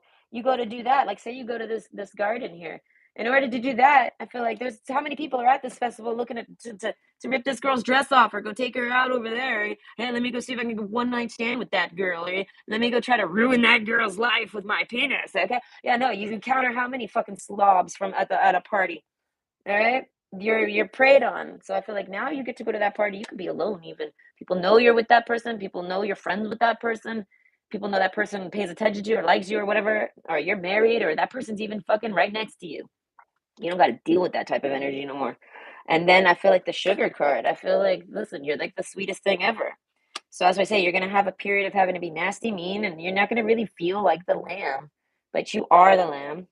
Don't forget it. That's why I say, what are your spiritual gifts? I feel like healing people, helping people, but also you have to stay safe. So I feel like you go on break with this, you come back to it. The King of Wands, the House card. I feel like uncertainty. You try to date. I feel like once you date, you'll be able to explore this much more. How can you strengthen it? By getting a partner. And it could just be a friend too. It doesn't have to be someone you're actually dating. It just has to be someone that, not even like a beard, like y'all pretend to date. No, no, no. I feel like it's just someone that people know. That's someone you know, and they don't want to fuck with you. That's their friend, and then what if they get angry or something like this? What if they? And I mean, like, there's a protection sense. You have a bodyguard, maybe if that, maybe you hire one, or you just meet a friend that wants to kind of do that for you. They might want to date you. That's what I'm saying, and you might not be dating. As the lamb here, you might be on a break from dating, but overall, they're gonna try to be your friend and be that person that keeps you safe. So that's when you can strengthen it. And I feel like, but to strengthen it anymore, I feel like you have to practice massaging, locating like where the, like, you know, I mean, listen to when the person moans. I feel like that's what you've got to find. That's the things. And I mean, I'm picturing massaging like with their hands and someone's laying and getting their back massaged. Okay. So I feel like to take it, you have to take chances. Yeah, you can't not to date. In order to strengthen this more, I feel like the faster you can get through and see that someone doesn't need to be dated, they got an injury, and you can identify the injury, the faster you can get rid of that person and move on to the next person. You kind of have a list. And I feel like, and at the end of that list is your partner. So in this time, I feel like you have to strengthen it from a distance by just chatting with people and practicing locating issues through conversation. And then once I feel like by the time you're done with all this, I feel like then you're in the enthusiasm. Here comes that person, that bodyguard. Okay, so I'm gonna catch up on the chat, and then I have to rush to go pee. Okay, I like this. I like that scene in SpongeBob when they're sucking down SpongeBob's pineapple house with a straw. Can't remember who it was that was doing it. Plankton term. It was the termites. No, they were the earworms or something like this. Earwigs. Yeah. Yeah, nematodes. Those are the nematodes. I like you, Elizabeth. You must watch a lot of SpongeBob. I watch a lot of SpongeBob because I had a kid. Personally, I think it's gross. What, the sucking up the SpongeBob pineapple? I miss when you wrote that. I've always said things are only supposed to come out of the asshole, not in it. Yes, this is what my ex-husband says. Hey, the butt stuff. Oh God, yes, no, the butt stuff. That's what I try to tell people. I mean, I don't know. I look at it like, okay, it's kind of like drinking and popping pills and shit like this when I was a teen. Nicole, do you want any of these pills? Okay, maybe I'll take these. Is everybody else taking them? Okay, I mean, I guess. Oh, I'm never doing that one again. I'll avoid that colored one forever. Like, yeah. So that's what I say. There's a sense of people like, yeah, you might try it, right? But I feel like a lot of people are gonna be like, no, I don't need to try to know that one. I don't know. As I say, I agree fully. But that's just what people. I feel like no. If you're going there, I honestly tell people this a lot that nobody's doing it in the but only the people in the porn, and people are trying it and getting their anuses ripped and it ain't working out, and oh God, life sucks. And I mean, you wouldn't believe how I think it's 15%. There's like a 15% death rate on dying from having anal sex wrong. You have a 15% chance of dying from anal sex because you didn't prep right.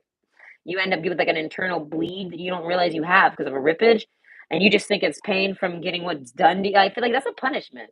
Either way. And then you end up dying overnight or something like it's a real quick one. Like it happens like within a few hours. Like it's crazy. I heard that and I like fell over. I was like, I don't think I'll ever be able to do that. I was like a 15% death ratio. I'm gonna hit it. I'm good at hitting those ratios. Listen, I went to get my mouth surgery. Okay, I got one side of my face that sags because of mouth surgery. I had to get my wisdom tooth removed, this one, and it was impacted. So they sawed off a chunk of my jaw. And they took it all out, the bone and all with the tooth. And they told me it was only like a 2% chance that my face would sag. And I hit it. But I mean, I got control over it. Okay? I can try to make them match. But overall, there's a little bit of a sag there. I got nerve damage from them. But they went in on me a first week of COVID lockdown, so they were like all scared to do everything. They thought I'm like, listen, I don't have the COVID. Don't treat me like I do. Like I could understand being like this if I had it and you had to still treat me. That's not the case. And they didn't listen. I don't know. They overstretched my jaw. They fucked everything up for me, man. Either way, I hope everybody has a great day. Okay, yes. Hope everybody has a great day, and yes, enjoy your spiritual powers. I feel like I hope everybody resonates with that, and maybe you do something with that. I don't know. I think it's fun to work the spiritual side of things.